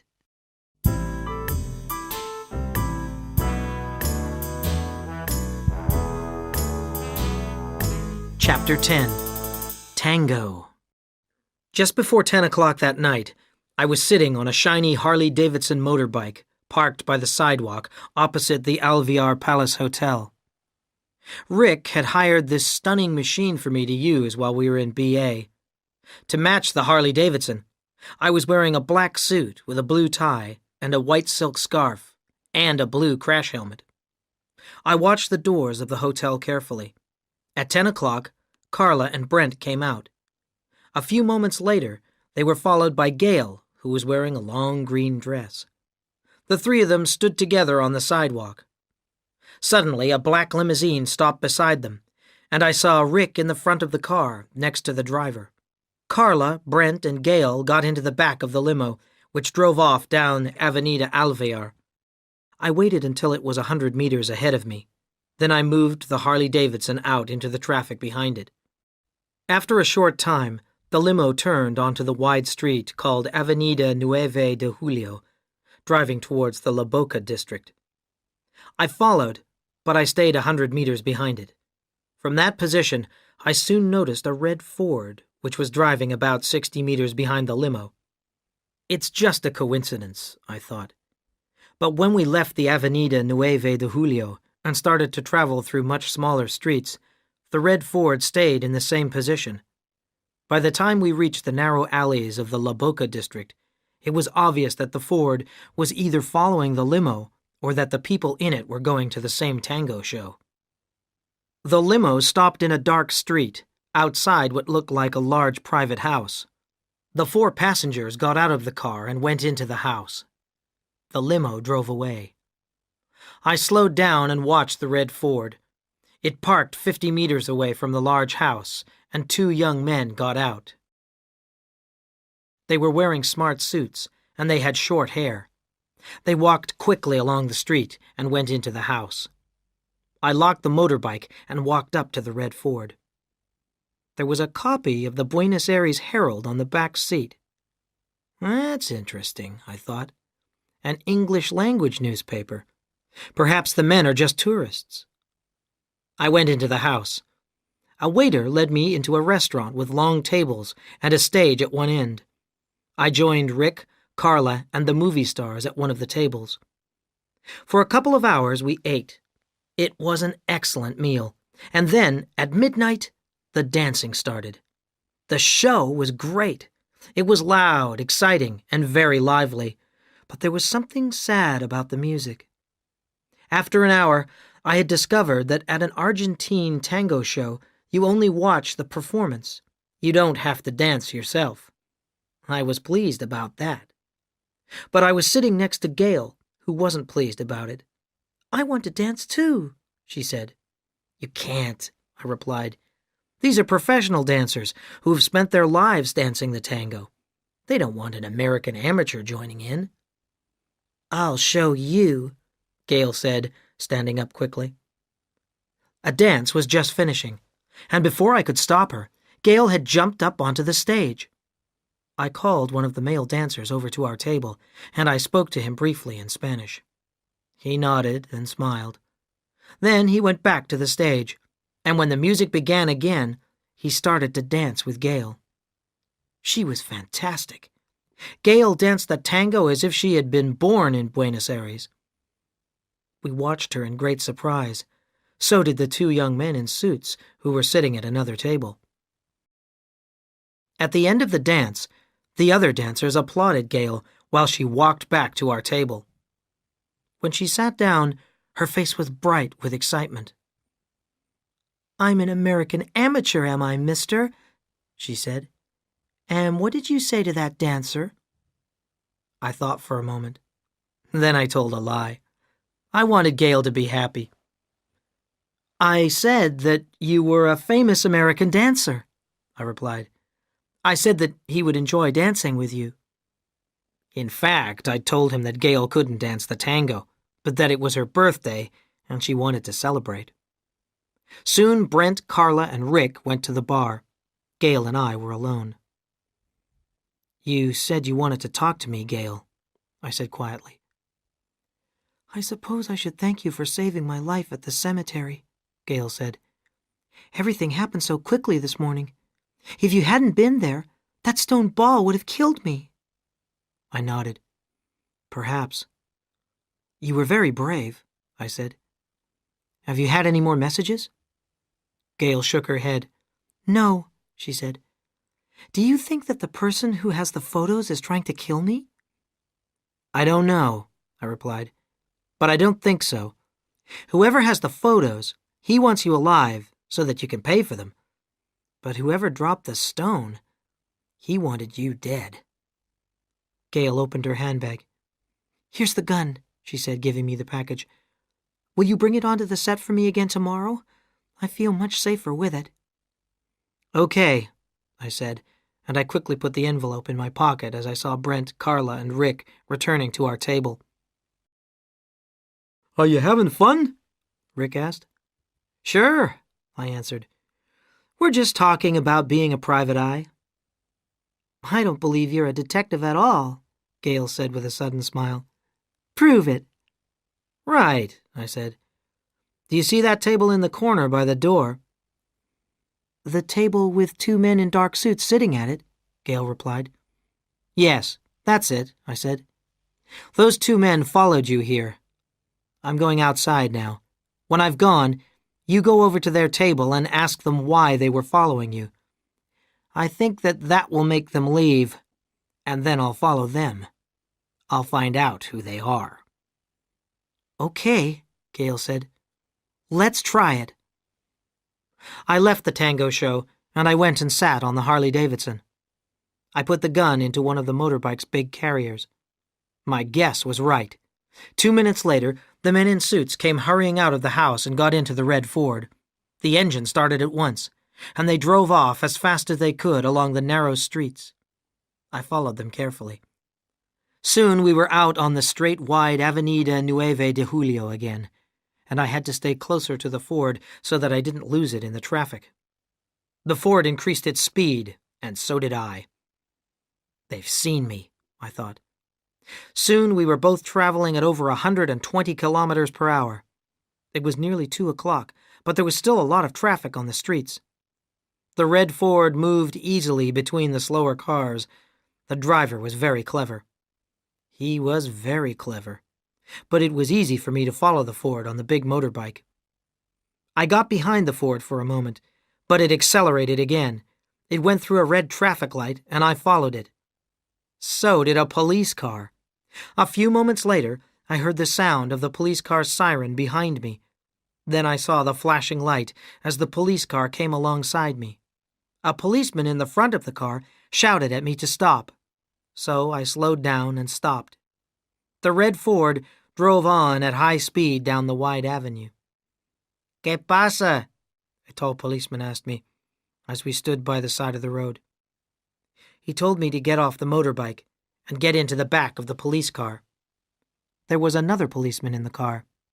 He asked me in Spanish for some identification. I gave him my passport. He looked at it for a minute. When he spoke again, he spoke in English. "So," the policeman said as he handed my passport back to me, "you are a visitor to this country, but you think you can break all the traffic laws? Speeding? Dangerous driving? Going through red traffic lights?" "I can explain, officer," I began. "My name is Garcia, Captain Roberto Garcia," the policeman said. "Captain Garcia," I began again, "I can explain." I told the policeman about my job, about the movie, about Gail, and about the 2 men in the red Ford. "Yes, we saw the men in the red Ford," the captain said. "And why did you stop me and not them?" I asked. Captain Garcia smiled and shook his head. "I couldn't stop the car you were following. It had diplomatic license plates," he said. "Diplomatic plates? Which embassy did the car belong to?" I asked, although I was sure I already knew the answer. "The United States of America, senor," Captain Garcia replied.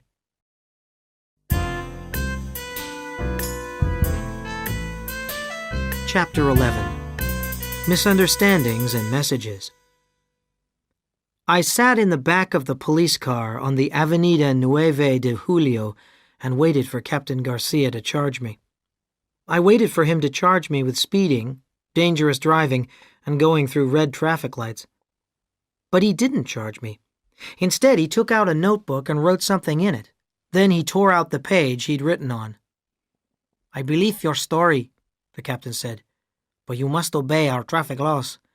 I'm not going to charge you this time, but if we catch you riding your motorbike dangerously again, you'll be in serious trouble." I nodded. "And one more thing," the captain said with a smile. "Here's my phone number." He passed me the piece of paper from his notebook. "If I can help you in any way, call me." "Muchas gracias," I said. I got out of the police car and onto the motorbike. As I rode away, very slowly, on the Harley-Davidson, I thought that I had been very lucky. What would the captain have done if he had searched the motorbike and had found Gale's gun? At 7:30 the next morning, I was back at the Recoleta Cemetery. I was standing by the gate with the Argentine security chief, watching everyone being searched. I had already seen Rick and told him about the chase the night before and about my meeting with the Buenos Aires police. I didn't tell him about the gun. A line of technicians and actors was waiting to be searched. It was quite cold, and the people in the line were becoming impatient. Because of the problem of the day before, all the security guards were very careful, and the search was taking a long time. I saw Annie and Arabella near the front of the line, and I waved to them. I was trying to be friendly. "Why aren't you being searched?" Arabella shouted to me. I smiled and shook my head, but when it was Arabella's turn to be searched, she refused. There was an argument with one of the Argentine security guards. Minutes went by, and the other people in the line were becoming more and more impatient. The security guard called for help on his radio, and Rick came running across to the gate. "Hey, what's all this?" Rick asked Arabella. "You know the rules. Everyone's got to be searched." "I know that," Arabella replied. "I don't mind being searched, but only after they've searched this guy." She pointed at me. "He hasn't been searched. He's just standing and watching." Now everyone was looking at me. I called to Rick, and he came to speak to me. "There's something I've got to tell you, Rick," I said very quietly. "Not now, Len," Rick replied. "Get over to the front of the line and let them search you. We must start shooting on time today." "Rick, there's been a misunderstanding," I said. "Come on," Arabella shouted. "What's the matter? Have you got something to hide?" I didn't move. "If he won't let the guards search him, we'll search him ourselves," Annie said. And before I could do anything, she and Arabella ran over and started to search my clothes. They didn't find anything in my jacket or trousers. Then Arabella said, "Take off your boots." Very, very slowly I took off my boots. Annie picked them up, turned them upside down, and shook them. The package with Gale's gun in it fell out of my left boot. Annie grabbed the envelope, tore it open, and held the gun in the air. "I knew there was something wrong about that guy," Arabella said. Rick took the gun. He was very angry. "Samuel," he shouted, "you're fired! Go back to your hotel and wait for me there." He turned to Annie and Arabella. "Well done! Now let's get on with the search so we can start shooting." I turned and walked away. I got on to the Harley-Davidson and drove it slowly back to the hotel. I waited for Rick in reception. I felt terrible. I had been a fool. Why had I agreed to take Gale's gun onto the set for her? It was a stupid thing to do. An hour later, Rick came into the reception area of the Bizanti Palace. "Why did you do it, Len?" he said, shaking his head. "Why were you carrying a gun? You knew we'd search everyone today." It's Gail's gun, I explained. I was bringing it onto the set for her. She's frightened. Well, you were stupid, Rick said. You can't stay here any longer. You'll have to go back to L.A. Wait there for instructions from me. We've only got 3 more days here before we move on to Turkey. I'll try to find a way for you to join us in Istanbul. It's very important that nothing bad happens to Gail. Rick thought for a minute. Hey, I've got an idea. I know how we can get you onto the set in Istanbul. You can be one of the extras. But people will recognize me, I said. No, they won't, Rick said. Not after the makeup artists have finished working on you. Rick made some phone calls and booked me a flight to L.A. on American Airlines. The flight was leaving that afternoon. I packed my case, wrote a note for Gail, which I left at the Alvear Palace, and returned the Harley-Davidson to Rick. Then I took a cab to Aziza Airport. I checked in and went to sit on the high balcony overlooking the airline desks. I bought a coffee, and I thought again about what had been happening. Who had sent Gail the messages about the photographs of her with a gangster? Who had injured Josie and tried to kill Gail? And how was the U.S. Embassy involved? I didn't have answers to any of these questions. Before I went to the plane, I made 3 phone calls.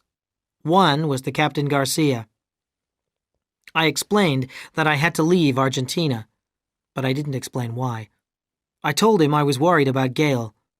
He replied that there wasn't much he could do when she was on the set, but he said he would arrange for her to be guarded for the rest of the time. My second phone call was to L.A. I called an old friend called Toni Trenton. She was a journalist on the L.A. Messenger. She wrote about crime and criminals. Years ago, I had been in love with Toni, but that wasn't why I called her. I asked Toni to find out all she could about 3 people: Gail Lane, Mike Devine, and Vincent Caleb. My third call was to myself. I called my answer phone in L.A. to find out if there were any messages for me. There was only one. I listened to it. It was brief. "Samuel," the voice said, "you've got to help me. I'm in desperate trouble. Please call me on 818-558-5898. I recognized the voice. It was Mike Devine.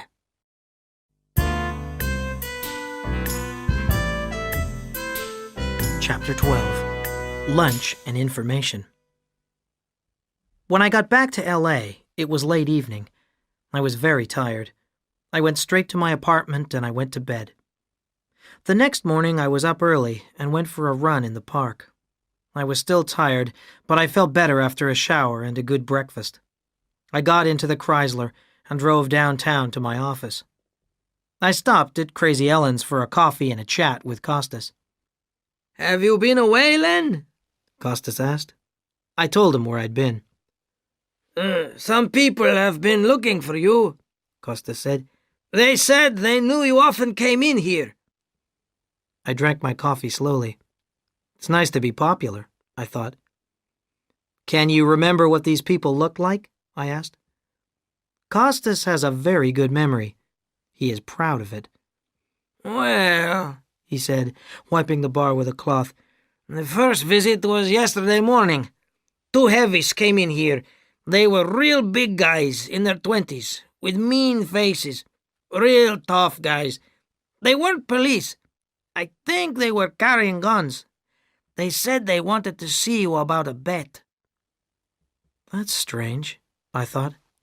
But I'd been involved in a case about a missing racehorse a few weeks before. Some bad guys had been making illegal bets. Perhaps the heavy's visit was connected with that. And the second visit? I asked Costas. "Also yesterday in the afternoon," he said. "A young guy, about 25, although he had gray hair. He looked rich, but he seemed really worried." Mike Devine, I thought. I finished my coffee.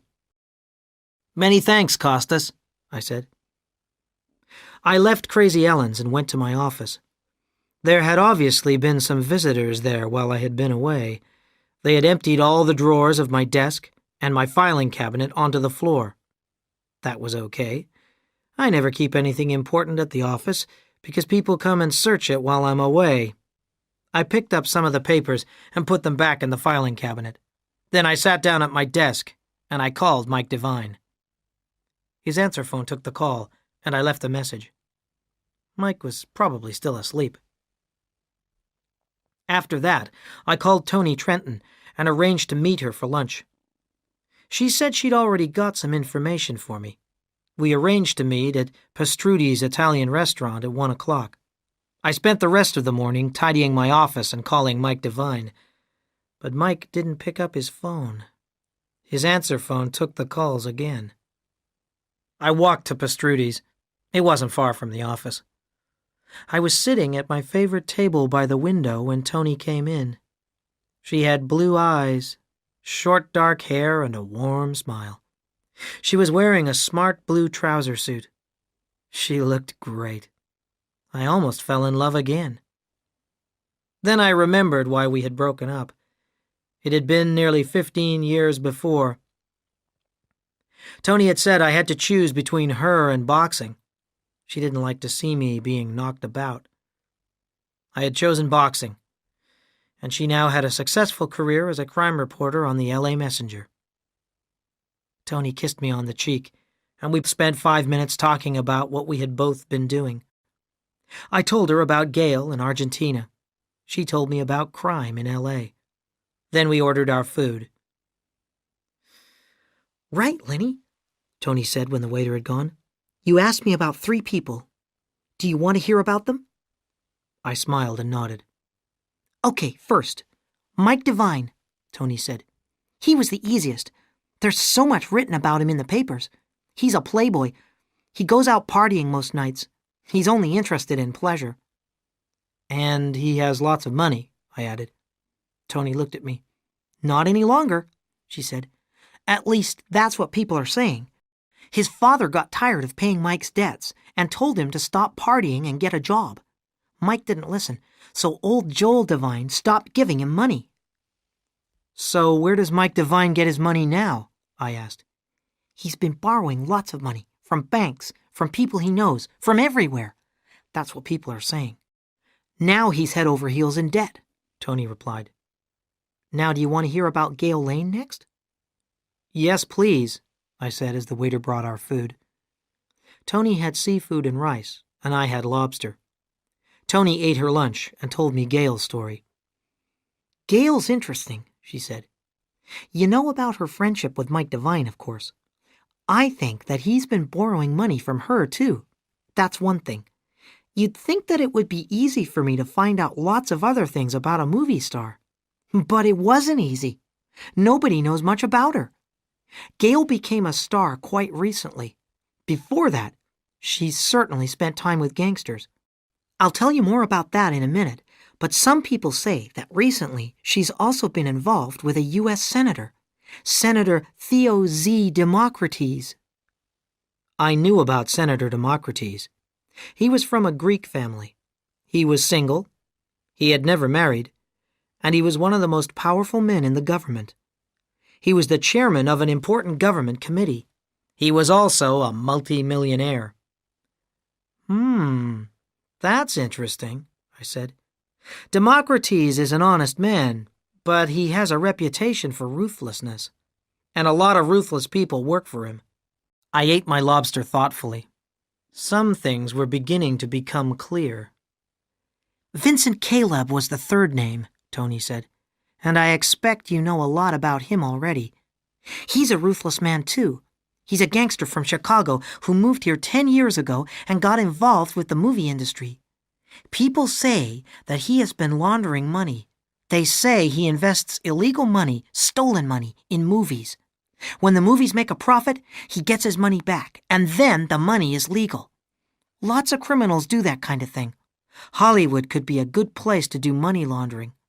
Making movies takes a lot of money." "Yeah, I see what you mean," I said. "Caleb's an unpleasant man," Toni went on. "He's a madman. He's very violent. He kills anyone who works against him. But the police have never been able to charge him with any crime. He's really very dangerous because he isn't quite sane. Some people call him Mad Vince. I hope you're not getting involved with him, Lenny. No, I replied. But I think Gail Lane was innocently involved with him some years ago. Yes, Tony said. I heard about that, too. Stay away from Caleb, Lenny. He's a very bad guy. I didn't reply. I was thinking about the visitors who had searched my office. I thought they were the two heavies that Costas had told me about. And I also thought they might be Caleb's men. Perhaps I was involved with him whether I liked it or not. We finished eating. I thanked Tony for her help and asked if I could borrow her mobile phone. I dialed Mike Devine's number, and this time I got a reply. "Come to the apartment, will you?" Mike said. "I need your help." Tony and I sat and talked for a little while longer. Then, as usual, we argued over who was going to pay for the meal. As usual, Tony won the argument. She was still sitting at the table when I left Pastrudi's. She was lovely.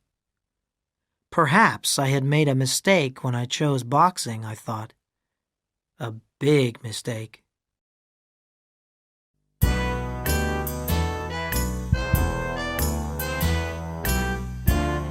Chapter 13. Miss Sullivan and Mr. X. I took a cab to 9002 Hollywood Boulevard.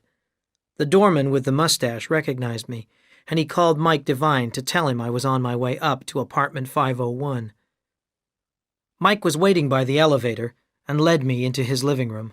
He looked tired and worried. "What can I do for you, Mike?" I asked as I sat on a white sofa.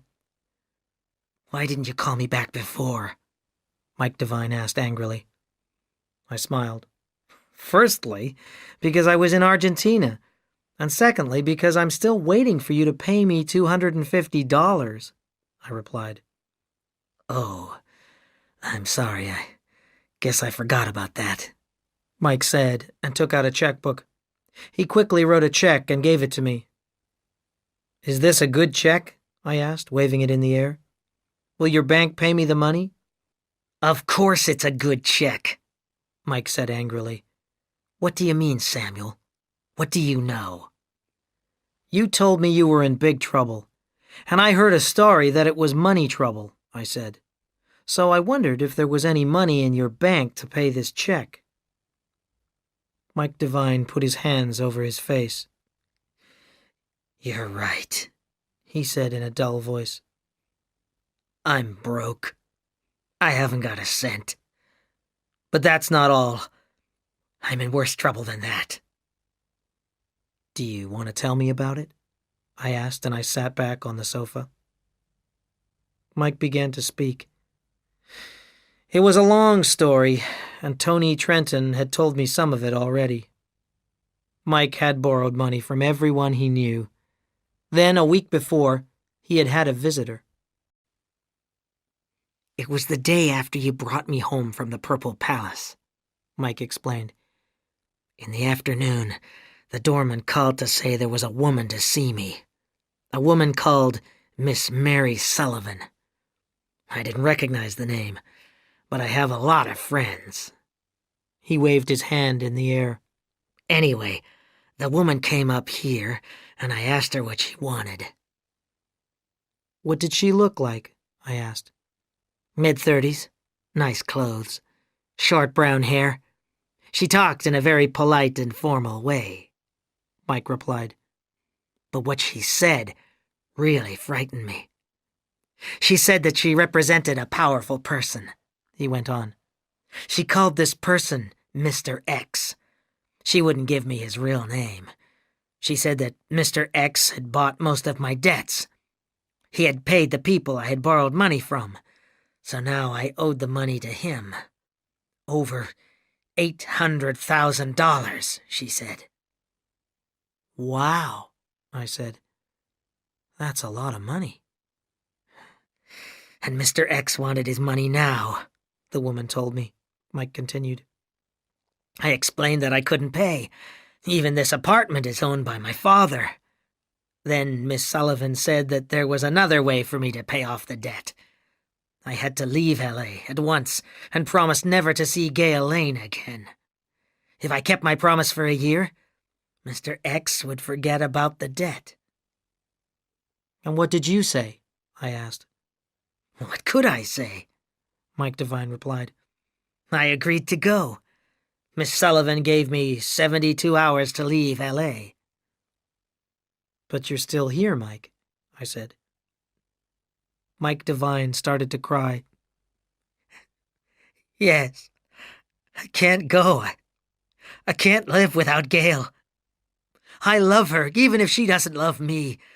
And all my friends are here in L.A. I don't know where to go. Have you heard from Miss Sullivan again? I asked. Yes, the day before yesterday, Mike replied. That's why I called you. She told me that I had broken our agreement by not leaving. I asked for more time, and she gave me until tomorrow morning. She said that I had to call her tomorrow evening from somewhere a long way from L.A. Did she say what would happen if you didn't leave L.A.? I asked. Yes. She said that I had cheated people and told lies to get money from them. She said I would go to prison. Mike Devine stopped. Then after a while he spoke again, slowly and sadly. All my life I've had everything I've wanted, he said. If I went to prison, I would have nothing. My father won't help me. He says that prison would be good for me, but he's wrong. I would die if I went to prison. You've got to help me, Samuel. What can I do? I smiled. Well, I don't have $800,000 to lend you, I said. My advice is to do what Mr. X wants. But I'm broke. I don't have any money at all. I can't afford to stay anywhere, Mike replied. Well, I've got a cabin up in the hills at a place called Crystal Lake, I said. It's a long way from L.A. I suggest you go there now and do what Miss Sullivan told you to do. Call her tomorrow evening and give her the number of the cabin. She will call you back. Then she'll know that you've really left L.A. And I'll try to find out who Mary Sullivan is and who her boss, Mr. X, is. Give me her phone number. Mike gave me the number, and I told him how to find Crystal Lake. I gave him the name of a farmer there who kept a key to my cabin. I hadn't been up to Crystal Lake for many months. It was a place I used to go to when I wanted to do some fishing. Over the years, I had caught a lot of fish in the lake near the cabin. I don't know how to thank you, Mike Devine said. You must think I'm a bad person. Well, I said, you certainly are in lots of trouble. I'm not going to be able to help you much after today. I'm going to Europe soon. But I'll do what I can. Enjoy yourself at Crystal Lake.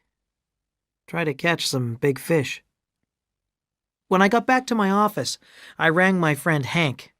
Hank works for the phone company. This is Len, I said. Can you give me some help, Hank? Will you check this phone number on your computer? I want to know whose number it is. I gave Hank the number Mary Sullivan had given Mike. Then I waited while he checked his computer.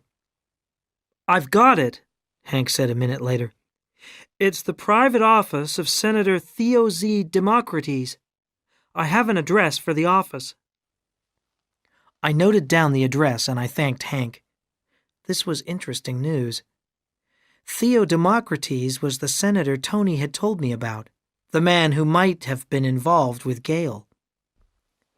I put down the phone, and it started to ring almost immediately. I answered it. It was Rick. Lenny!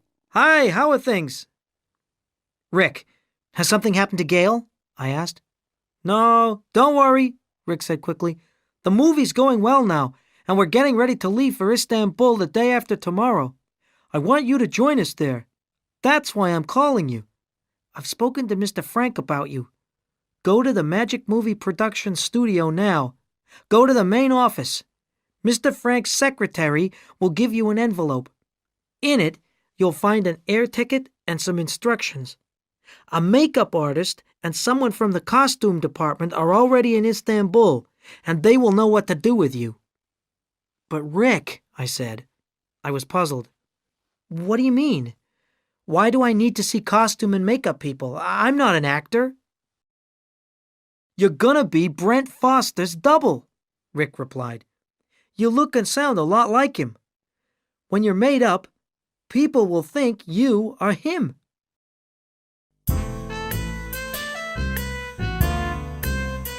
Chapter 14. A New Man. I left my office and drove to the Magic Movie Production Studios. I asked for Mr. Frank's office at Gate 4 and was sent to a large administration building.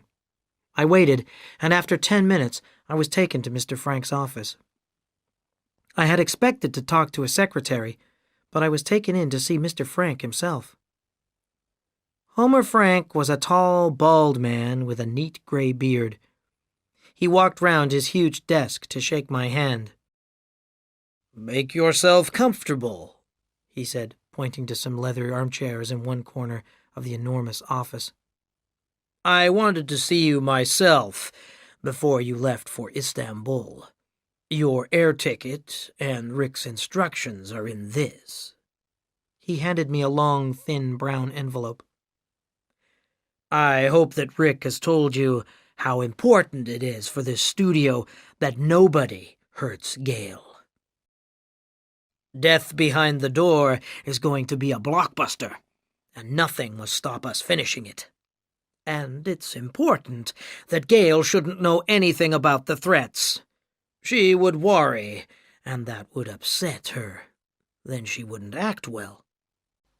"I think she's already worried," I replied, and I told Mr. Frank about the attack on Gale in the Recoleta cemetery. "Yes, I know about that," the studio boss replied.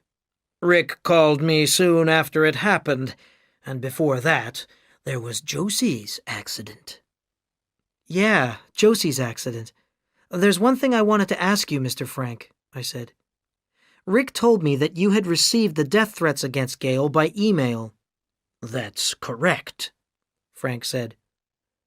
"I don't know a lot about computers," I went on, "but isn't the address of the sender usually given on an email message?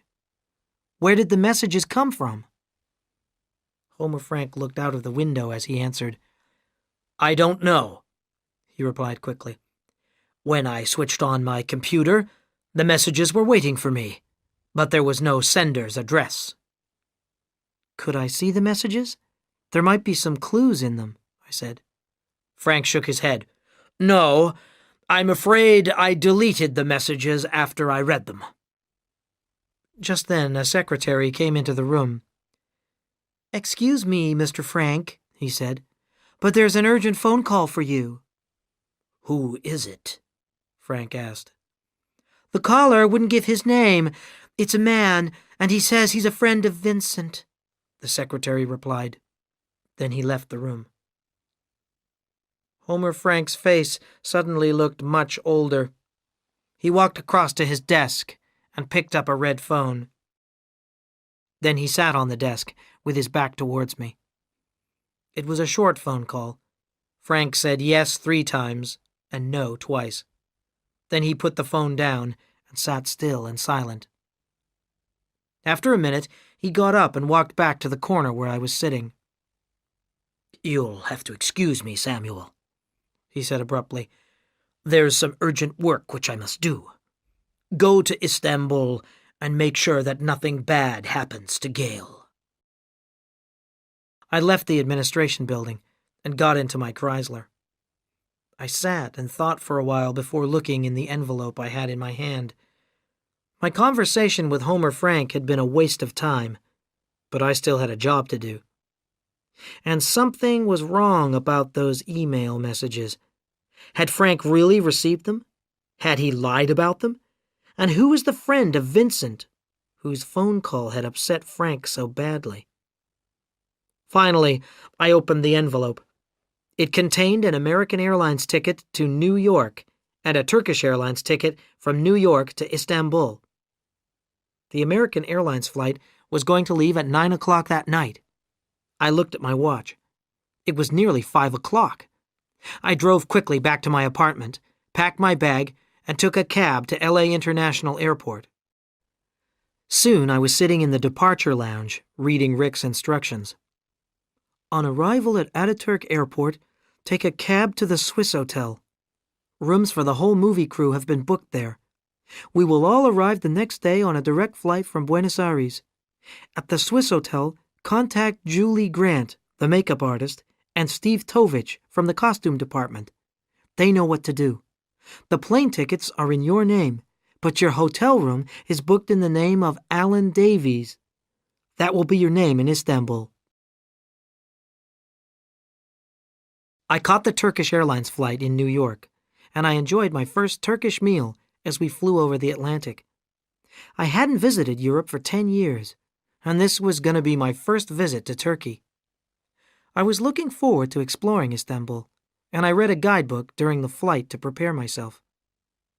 There were long lines of passengers at the immigration desks when we landed at Ataturk Airport. Several planes must have landed at the same time, and it took me an hour to reach a polite immigration official who quickly put a stamp in my passport. After that bad start, everything got better and better. It was late afternoon, and the weather was very warm. The cab driver who took me to the hotel was friendly, and he pointed out the sights on the way. The Swiss Hotel was amazing. It was a huge building with wonderful views over the Bosphorus, the channel which divides Europe from Asia. The water was full of ships and boats of all kinds. I checked in and found a message from Julie Grant waiting for me. You must be very tired. Get a good night's sleep and call me in the morning. I'm in room 1012. Good advice, I thought. I had a shower and then a fine dinner in a splendid dining room. My table was near one of the huge windows. Night was falling, and the Bosphorus was covered with little moving points of light. It was very beautiful. After dinner, I went for a walk in the hotel grounds. But at 10 o'clock, I was ready for bed. I slept for 12 hours, and when I woke, I was a new man.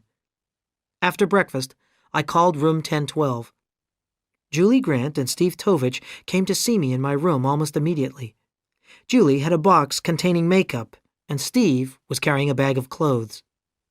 I don't know how you're going to do this, I said as Julie opened her box. Brent is 5 years younger than me, and at least 20 kilos heavier. Also, he's got blue eyes and short, straight blonde hair, Julie replied. No problem. Just relax, and you'll soon see what we can do. But the makeup isn't just for a scene in a movie, I went on nervously. I'm going to have to look like Brent for several days, because I mustn't look like me. Relax, Steve said. There's no problem. So I relaxed. First of all, Julie washed my hair. Then she bleached it and dyed it so that it looked blonde. Next, she cut it in Brent's style. After that, she changed the shape of my eyebrows and put a pair of blue contact lenses into my eyes. Lastly, she put a layer of latex on the lower part of my face to make it look wider. You can have a shower and wash your hair without changing any of this, Julie said. Then she started to work with brushes and paints to make my face look like Brent's.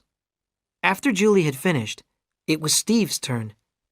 He fastened some padding around my chest to make my body look fatter. Then he took some clothes out of his bag. They were the kind of clothes Brent wore, he told me. There were lots of them. I put some of them on. Amazing, I said as I looked in the mirror. Both Julie and Steve clapped their hands and smiled. Now, Julie said as they were getting ready to leave, the flight from Buenos Aires arrives later this afternoon. I suggest that you spend the next few hours getting used to your new self. Here's a video containing scenes from some of Brent's movies. Watch it, then try to move and talk like him." They left, and I looked at myself in the mirror. I was Brent Foster. It was incredible. At 4 o'clock, the phone rang. It was Gail Lane. "Lenny, I'm in the hotel, and I've had another message," she said.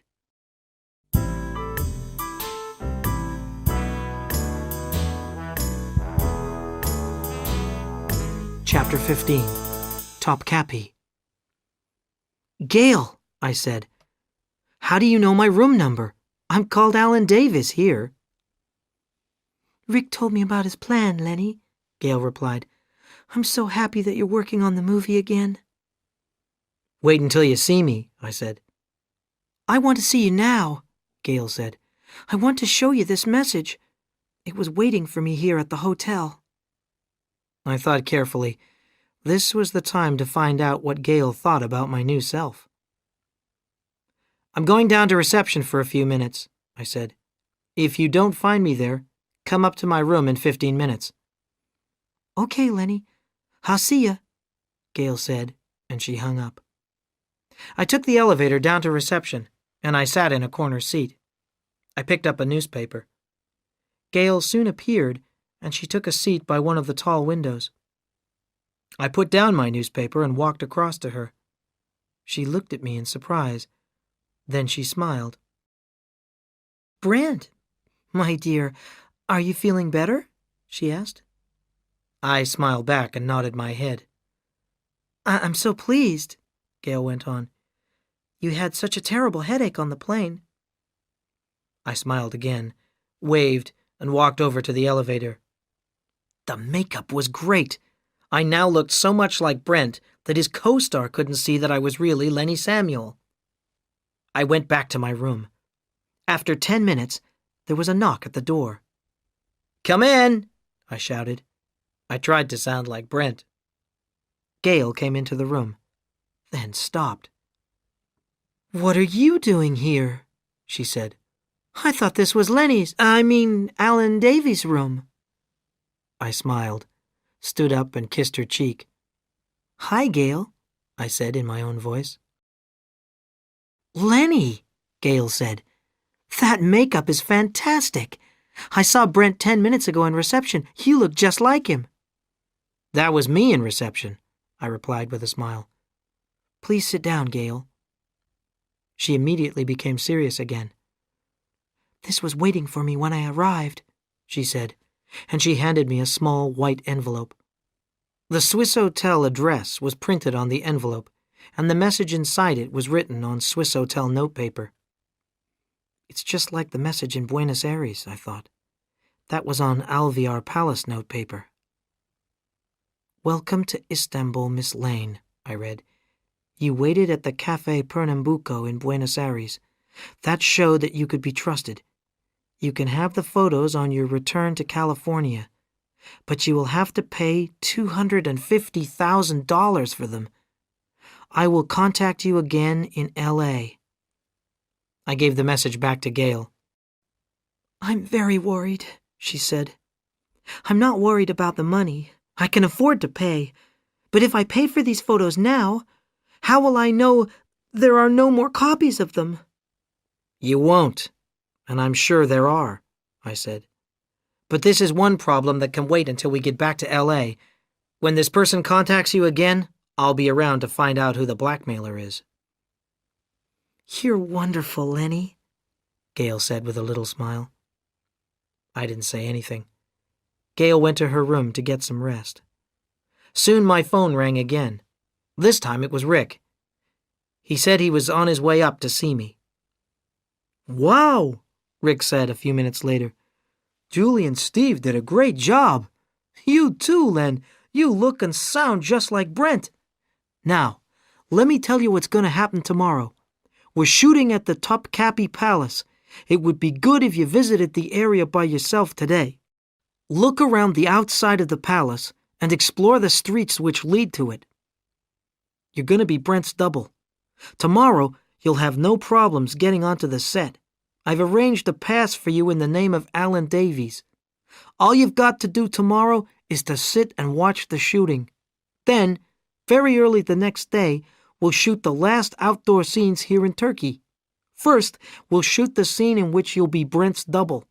In that scene, Brent and Gail are together, and Brent drives Gail away from the palace in a Ford Mustang.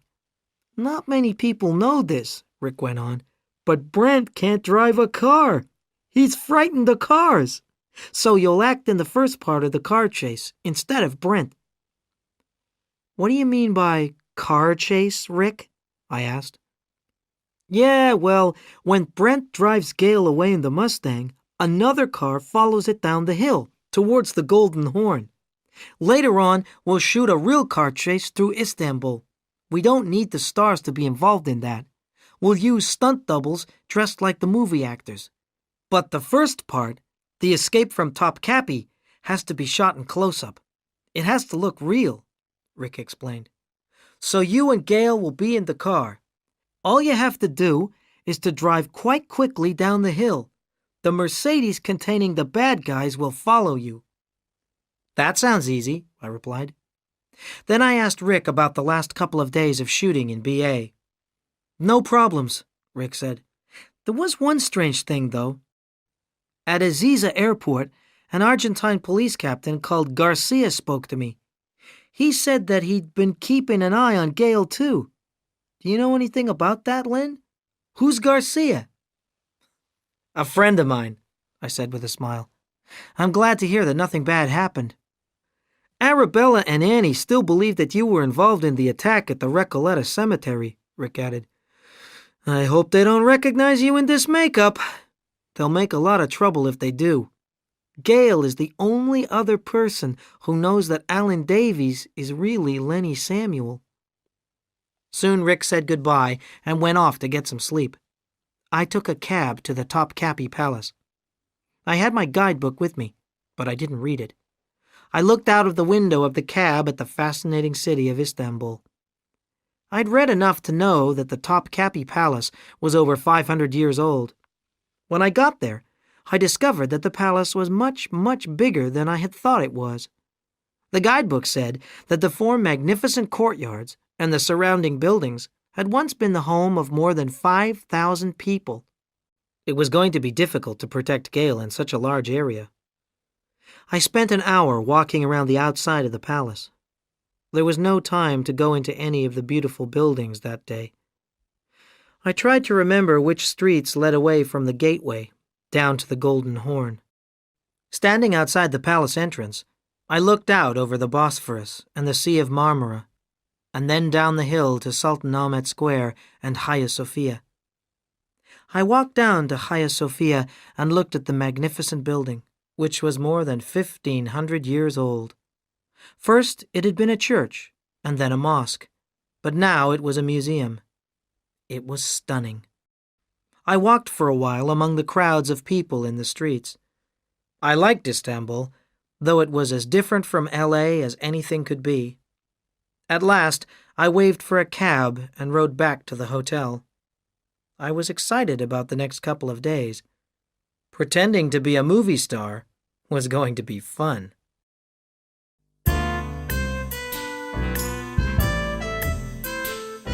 Chapter 16. Mustang and Mercedes. At 6 o'clock the next morning, buses took the technicians, extras, and most of the other people who were needed that day to the Topkapi Palace. There, 100 Turkish workers were waiting for us, and the crew started to prepare the sound system, the lighting, and the cameras. A row of trailers was parked outside the palace. These were the mobile dressing rooms and the makeup department. Soon, dozens of policemen were needed to keep the crowd away from the crew. Even at this early hour, many people wanted to watch what was happening. As it was a Tuesday, the palace itself was closed to visitors all day. The crowd became excited at 7 o'clock when Gail and Brent arrived in a long black limousine. Carla was already on the set, working with the lighting cameraman. I was just leaving one of the makeup trailers when the 2 stars arrived. Julie Grant had been repairing my makeup. I wasn't needed for that day's shooting, but Carla wanted to see me standing next to Brent. She wanted to check that we looked the same. Carla thought that I was a double called Alan Davies, of course, and I wanted her to go on believing that. "Hey, man," a voice said, and I felt a hand on my shoulder. I turned around and saw that it was the real Brent Foster. "Well, I just can't believe this," Brent said as he looked at me. "I've had lots of doubles in my time, but none of them looked as good as you." He held out his hand. I took his hand and shook it. "The name's Davies, Alan Davies," I said. "It's a great pleasure to meet you." At that moment, Carla came over and looked at the two of us carefully. For a few seconds, I was worried. "Wonderful," she said. "Which of you is the double?" "I'll see you later, Alan," Brent said, and walked off towards his dressing room. The morning passed slowly. Carla was shooting some outdoor scenes of Gale and Brent running through the courts of the Topkapi, being chased by two men in red t-shirts. I wasn't in any of the scenes. I didn't think Gale was in any danger that morning. Arabella and Annie were with her when she wasn't on the set. I was pleased that neither of them recognized me. I had never really found out what the story of the movie was, so I asked Julie about it. "I don't know either," she replied. "None of us knows really, not even the actors. That's Carla's way of working. She shoots lots of scenes and then puts the story together during editing, back at the studios in L.A. "I see," I said, although I really didn't understand at all. "But the actors must know who they're playing. For example, the two men in red t-shirts. What parts are they playing?" "They're the bad guys in the movie," Julie replied. "Brent is playing a criminal, but he isn't a real bad guy. The men in t-shirts are playing New York gangsters. I do know that, but I'm not sure why they're chasing Brent and Gale in this scene." "Well, thanks," I said, and went and sat down in a cool part of the courtyard. The sun was getting hotter. By midday, it was very hot indeed. In the late afternoon, I watched the technicians lay the metal rails for the camera to run on. This was near the Imperial Gate, the main entrance to the palace. Gale and Brent were going to run across the courtyard and out through the gate. Then shooting would stop for the day. Very early the next morning, we would start again. This time it would be Gale and me running out of the Imperial Gate and getting into the Ford Mustang. I was going to be in a movie. I was so excited, I could hardly sleep that night. I needn't have got so excited. We arrived at the set at 4 o'clock the next morning.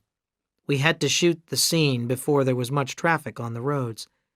It took nearly an hour to get the cameras and lights in the right positions. Then Carla asked Gale and me to rehearse our scene. We had to run out of the gate and get into the car.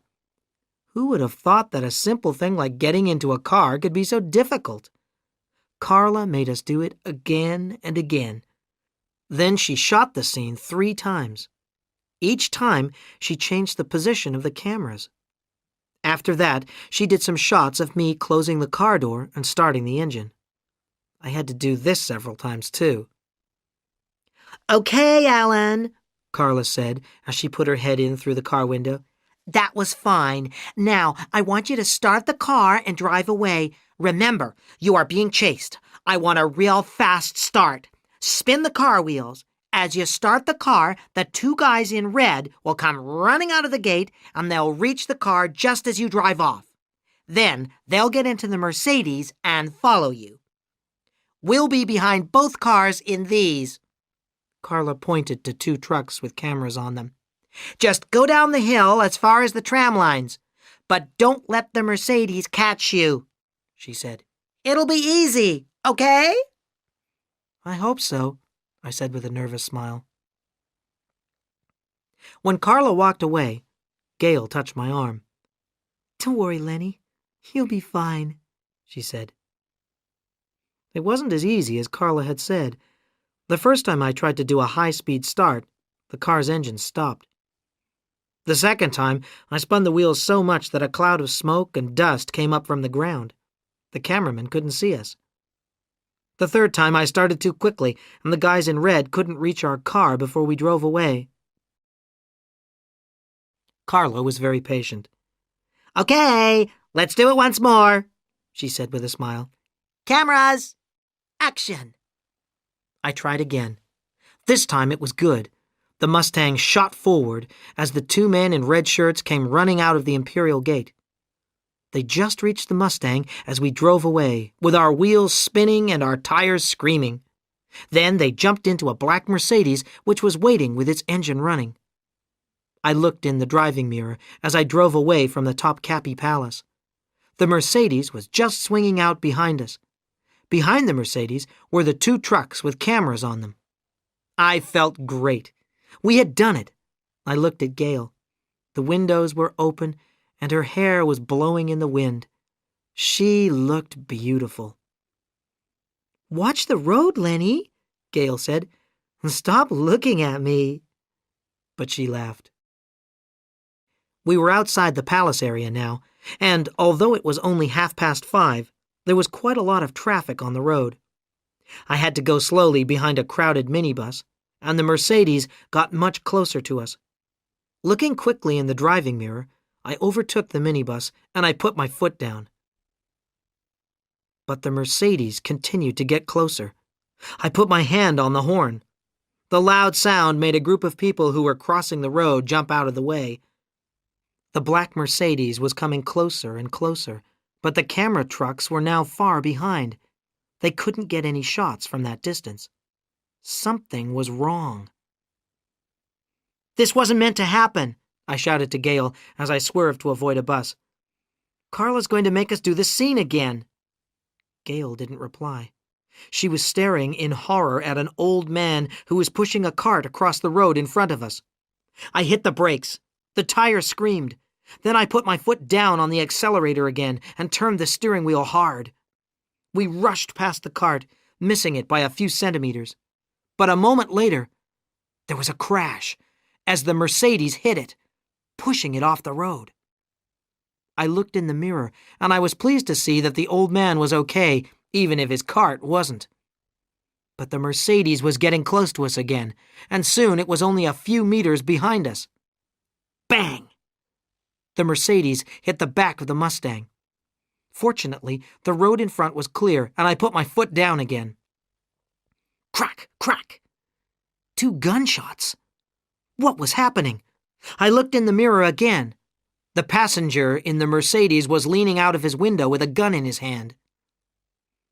"This was definitely not meant to happen," I shouted to Gail. "Get down!" "Shut up and drive faster," she replied from the floor of the car. I pushed the accelerator to the floor.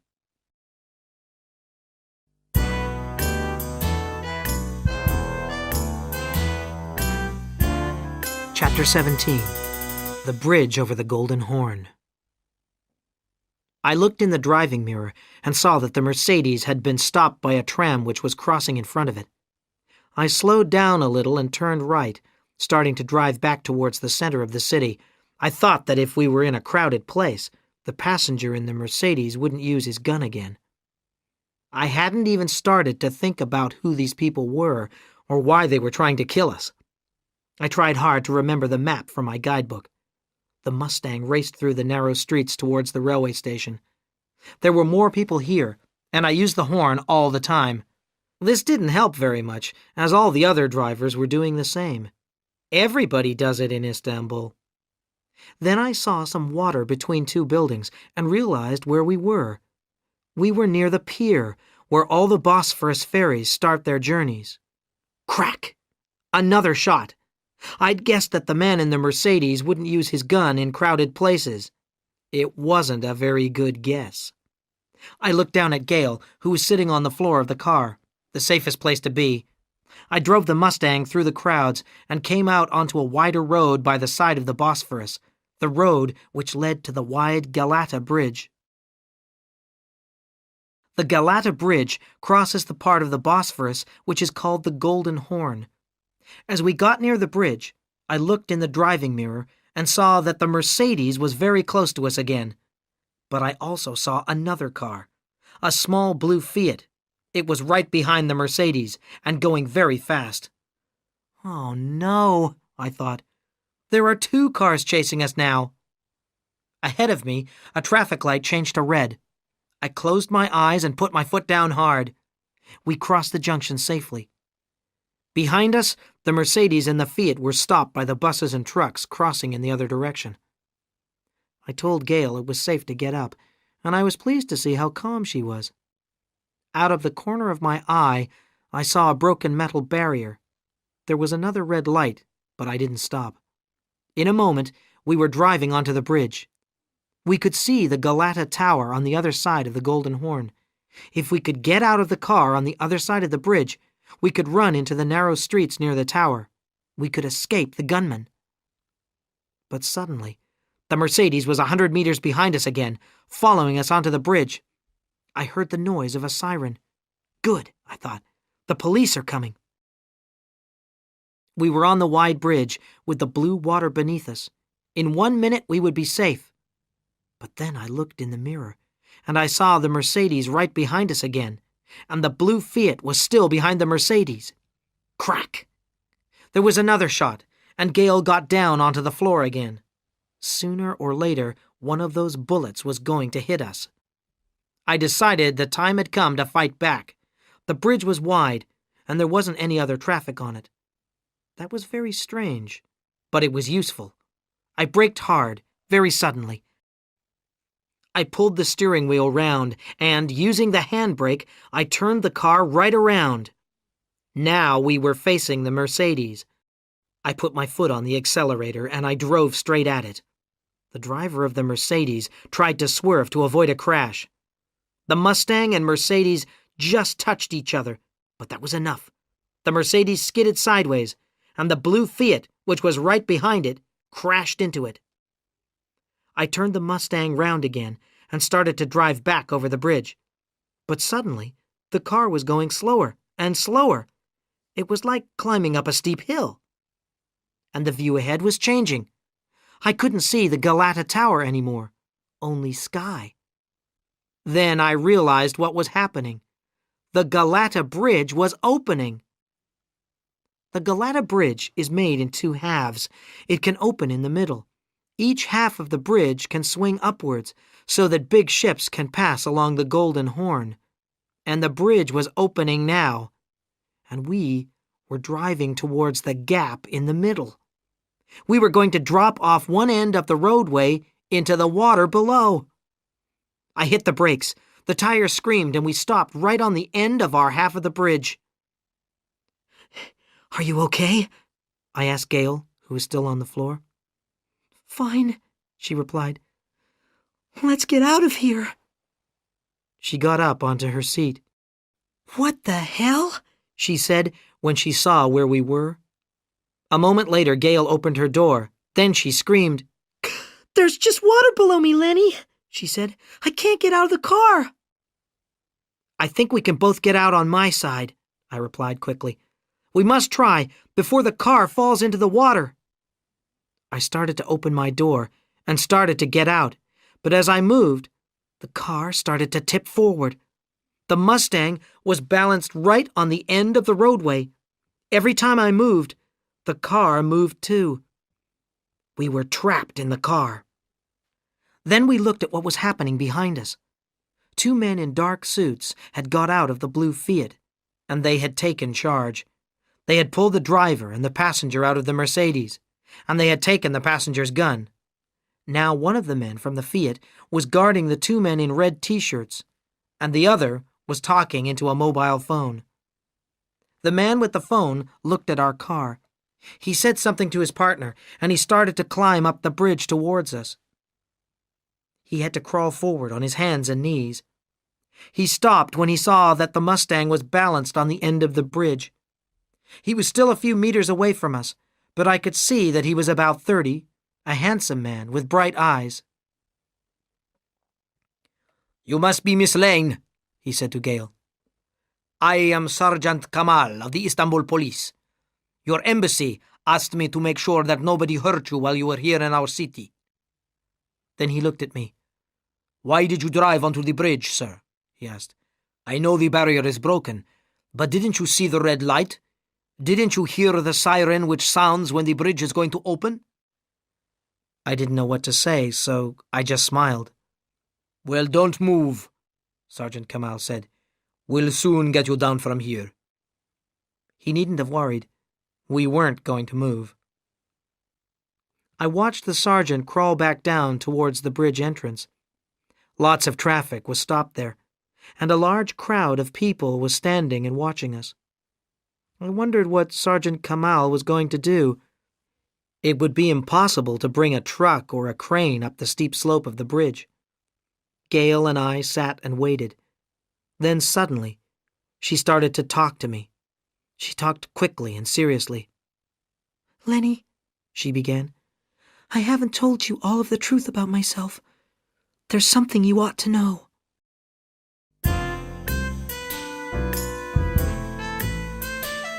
Chapter 18.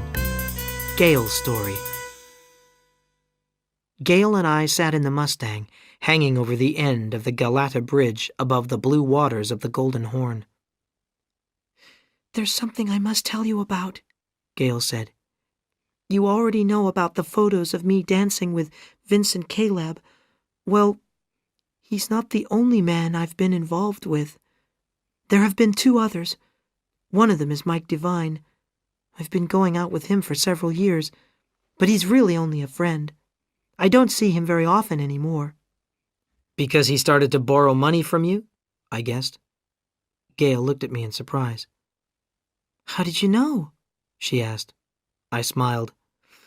Mike told me that he'd been borrowing money from everyone he knew. I guessed that included you, I replied. "Mike's a nice guy when he isn't drinking," Gail said. "But when he drinks too much, he's an enemy to himself." "He has other enemies too," I said. "What do you mean, Lenny?" Gail asked. I told her about my meeting with Mike Devine in L.A. I told her that I had lent him my cabin in Crystal Lake. I told her about Mary Sullivan. Gail was silent for a minute. She said. "Having to leave L.A. is probably the best thing that could happen to Mike." "Who do you think Miss Sullivan is working for?" I asked. "I don't know," Gail replied. "What do you think?" "Well, she told Mike to leave L.A., but she also told him not to see you again, Gail," I said. "That's very interesting, isn't it?" Gail sighed, but she didn't say anything. "I think Miss Sullivan works for someone who's very important," I said. "Someone with enough power to order men from the U.S. Embassy in Buenos Aires to follow you. Someone with enough power to ask the Turkish police to protect you. Sergeant Kamal isn't an ordinary policeman, Gail. Can you think who this person might be?" Gail looked out over the blue water. "I said there was something I wanted to tell you," she said. "I said I had been involved with 2 other men. Please listen a minute and stop asking me questions. There is someone important in my life," she went on. "He's someone I've known for about 18 months. We are engaged to be married, but it's still a secret. You're right. He's a very powerful man, but he's also a very jealous one. He's a politician, and he's afraid that if there's any scandal about us, he won't be elected." "Wait a minute," I said. "If we are talking about Senator Democritus, he's already been elected. So what's the problem?" "How did you know I was talking about Theo?" Gail asked. "Never mind. You're right, Lenny. It is Theo Democritus. He's been elected to the Senate, of course, but he wants to be the next president. When I first met you, I thought you were one of the people he pays to look after me." I shook my head. "No," I replied. "It's true that I'm here to protect you, but Magic Movie Productions hired me, not Senator Democritus." "The studio? Why did the studio hire you?" Gail asked. "The studio hired Arabella and Annie as my bodyguards." I decided to tell Gail the truth. She knew now that someone was trying to kill her. I told her that Homer Frank had received messages which threatened her life. I understand. I know this movie is very important for the studio, Gail said. Then she sat silently for a few minutes. Time passed. The Mustang moved gently whenever one of us moved. The crowd of people at the entrance to the bridge stood and stared at us. Then I heard the sound of a large engine in the distance. It was coming closer. Was it a ship moving towards the bridge? I was worried, but Gail seemed not to hear the noise. Suddenly, Sergeant Kamal crawled up to the Mustang again and told us that help was coming soon. "Please, sit still and do nothing," he said, and crawled back towards the crowd. There's something else, Lenny, Gail said. I told you that I hadn't been in contact with Vincent Caleb for years. That's not true. He called me a couple of weeks ago. What did he say? I asked. It wasn't what he said that scared me, Gail replied. It was how he said it. He was horrible. He sounded completely mad. The message was very simple. He said that if I didn't want to get hurt, I should stop working on Death Behind the Door. He didn't explain why. He just told me to leave the movie. He was giving me an order. And what did you say? I asked. Well, I don't like people giving me orders. I told him that, she answered with a quick smile. He started shouting, so I hung up. I don't expect people do that to him very often, I said. But we need to know why Caleb wants to stop the movie, and I'm sure we'll find the answer to that question back in Hollywood. The sound of the engine I had heard was getting louder and louder. What's that noise? Gail asked suddenly. We both tried to look out of the car, but our movements made the Mustang move, so we sat still again. Then Sergeant Kamal and another policeman came crawling up towards us with 2 long chains in their arms. The engine noise was very loud now, and suddenly there was a great shadow over the car. We could not look up. The 2 policemen seemed to be fastening the chains to the back wheels of the Mustang. Then the sergeant fixed the chains together over the car's roof.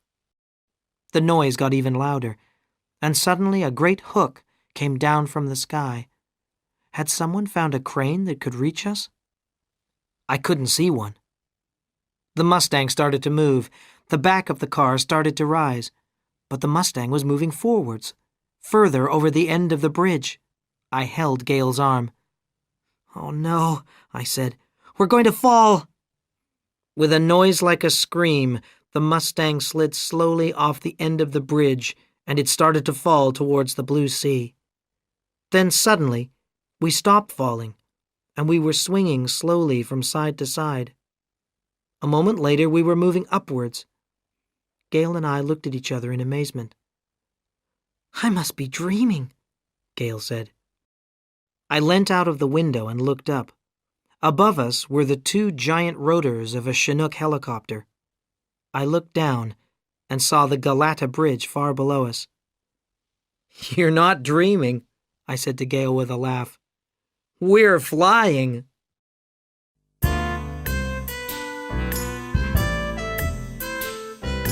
Chapter 19. Hollywood Again. The Turkish Air Force Chinook did not carry the Mustang very far. It carried the car carefully to the road near the bridge entrance. First the front wheels touched the ground, then the back wheels were gently lowered. 2 policemen quickly removed the chains from the hook, and the helicopter flew away. What a pity the flight was so short, Gail said. I wanted to see Istanbul from the air. Sergeant Kamal was waiting for us when we got out of the car. You're wonderful, Gail said to him. You saved our lives. I don't know how to thank you. Sergeant Kamal smiled. "The 2 men who were chasing you in the Mercedes were Americans," he said. "But they weren't members of your movie crew. I've been talking to your director, Miss Chapman, at Topkapi Palace. The two men who should have been in the car have been found near the Imperial Gate. They were unconscious. They had both been hit on the head and tied up, but they are okay now. The men who chased you are being questioned at police headquarters, so we'll soon know who they are working for. The sergeant took us back to the movie set in a police car. Carla Chapman was waiting for us. "Are you both okay?" she asked. "We were so worried. You drove away from the palace so fast.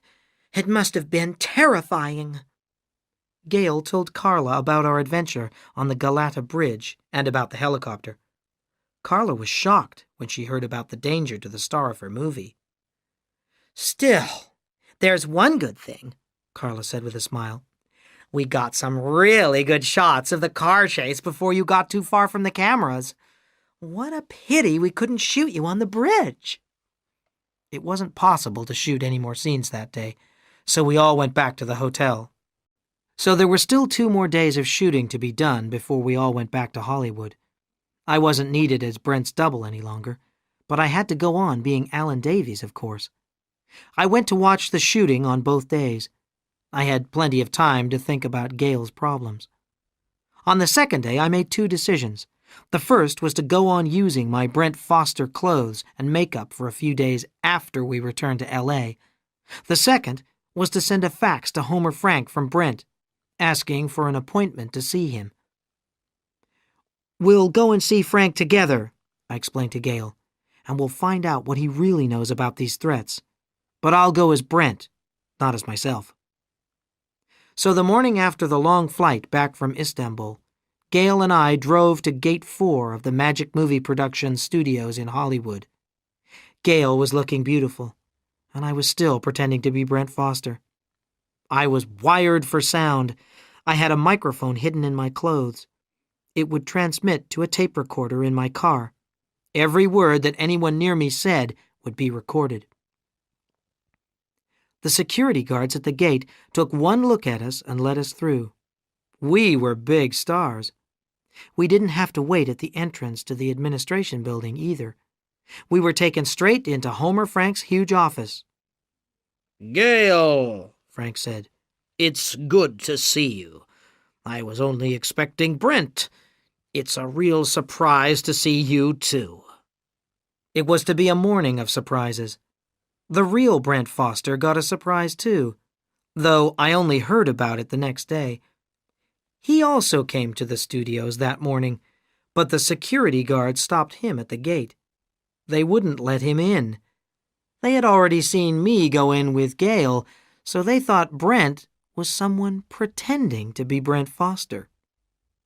We got several surprises, too. Our first surprise came a few minutes after we had sat down in the leather chairs in Frank's office. The office door opened, and Frank's secretary came in with his hands above his head. He was followed by Annie and Arabella, with their hands above their heads. They were followed by 2 short men in long black jackets, carrying long black guns, and they were followed by a slim man in his 50s with shiny black hair. He was wearing a beautiful suit. I looked at Gale. "I told Arabella and Annie we'd be here," she said quietly. "You can guess who the others are." Vincent Caleb, the man in the beautiful suit, stopped in surprise when he saw Gale. Then he walked over to her, took her hand and kissed it. "What the hell is going on?" Homer Frank asked in a high, frightened voice. "Who are you? We've never met." "I'm sorry, sir," the secretary said. "This man told me that you were expecting him.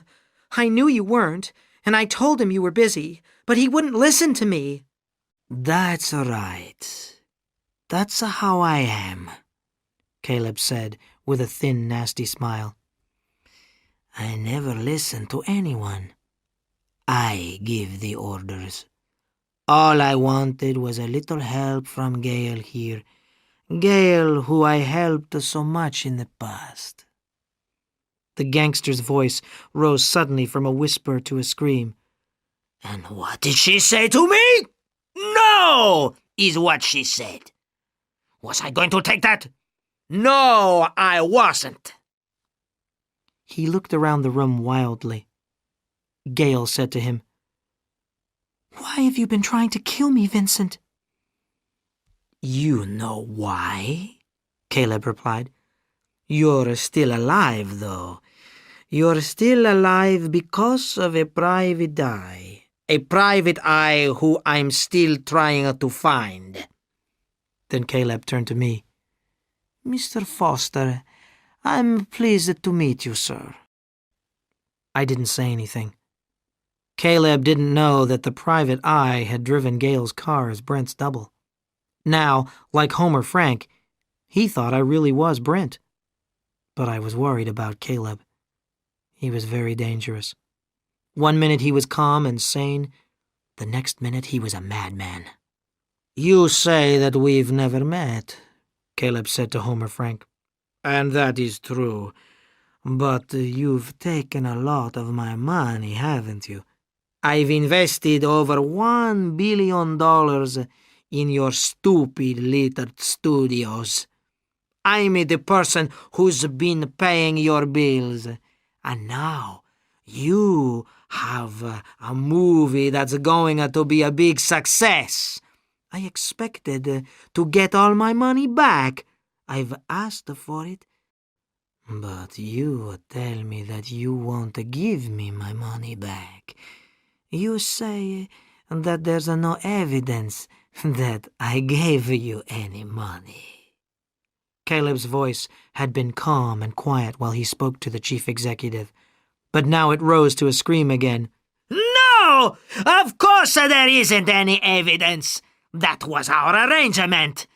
There mustn't be any evidence. I gave you the dirty money so you could give it back to me clean. Then the gangster was calm again. So, you refuse to give me my money, he said. Very well. I'll make sure that death behind the door is never finished.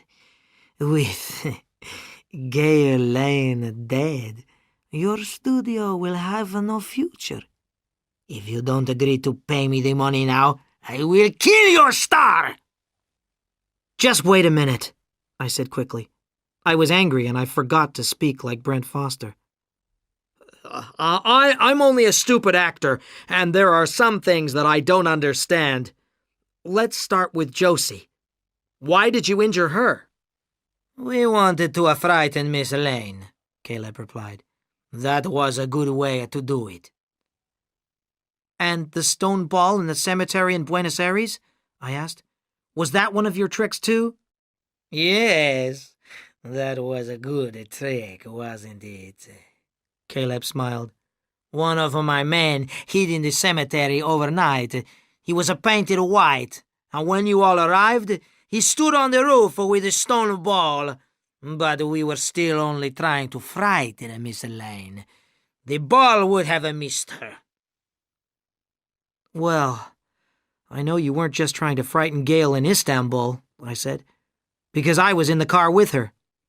Your men were trying to kill us. Caleb smiled his thin smile again. Enough of your stupid questions, he shouted. Of course I wanted to kill her. With Miss Lane dead, the movie couldn't be finished. Hey, boss, one of the gunmen said to Caleb.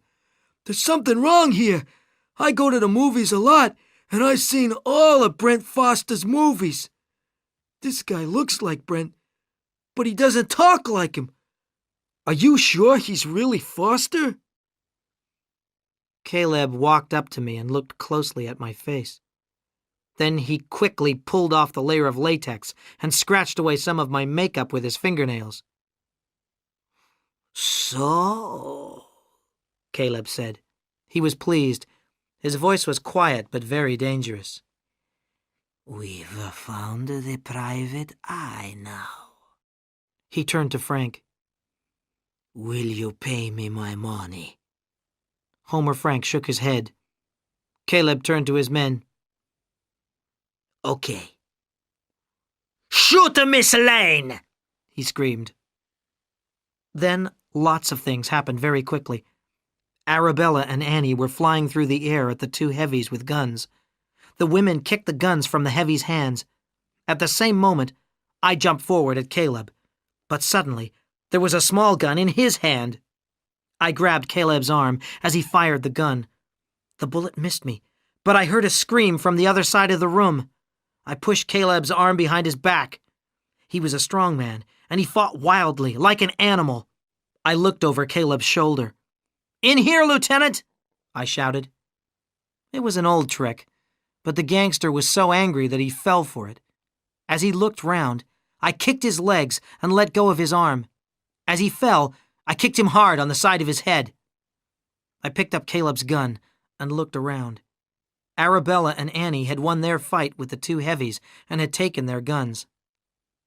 Gail and the secretary were okay, but there was blood on Homer Frank's shoulder. Caleb's bullet had hit him. He was in a lot of pain, but he would live.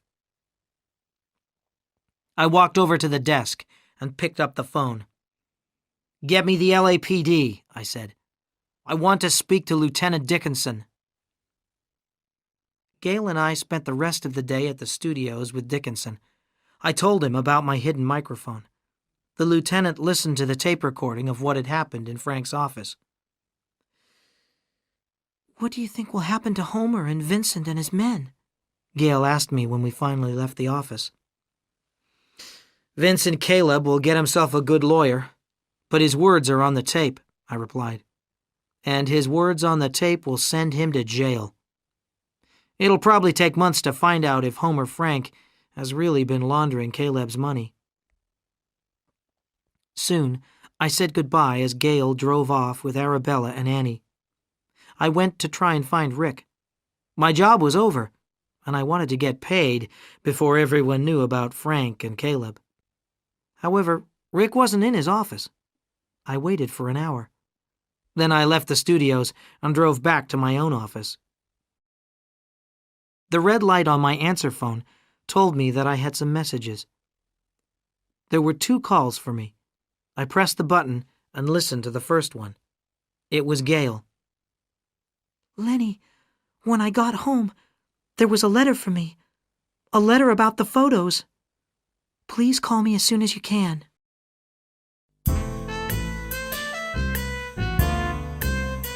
Chapter 20. The End. I called Gail at once. "The letter says that I have to take the $250,000 to the studios this afternoon at 4 o'clock, Gail told me. "I have to wait alone in the Gate 4 parking lot near the phone booth. Then I'll get another message." "Okay," I replied. "Get the money and do what the letter says. I'll be there too, but you won't see me. Don't bring Arabella and Annie." "Are you sure, Lenny?" Gail asked anxiously. "I'm really worried." "Yes, I'm sure," I replied. "I'll talk to you later." I put down the phone and I thought for a moment. Then I played the second message on the answer phone. It was Mike Devine, phoning from Crystal Lake. "Hi, Samuel," he said. "I'm having a great time up here. I caught some real big fish yesterday. It's so good here. I don't even miss LA. Thanks again for your help." Well, I thought, that's one satisfied client. Although, of course, he hadn't paid me yet, except with a bad check. I opened one of the drawers of my filing cabinet, and I pulled out a phone repairman's uniform and a toolbox. Then I phoned Costas. I asked him to lend me the ladder that he keeps for working on the roof of his bar. At 3 o'clock, I was back at the studios, dressed as a phone repairman and carrying Costas's ladder and my toolbox. I showed the security guard at Gate 4 a phone company pass which I'd got from Hank. The guard let me through. I climbed up onto the roof of a low building near the parking lot, and I pretended to work on the phone lines. Exactly at 4 o'clock, Gail arrived in her car. I saw her park in the far corner of the lot, near a phone booth. I took a pair of binoculars out of my toolbox, and I watched Gail's car. At 4:15, the phone in the booth rang. Gail got out of her car to answer it. She was carrying a plastic bag, which I thought must contain the money. She answered the phone and listened for a moment. Then she left the booth, got back in her car, and drove away. She had left the plastic bag in the booth. I waited.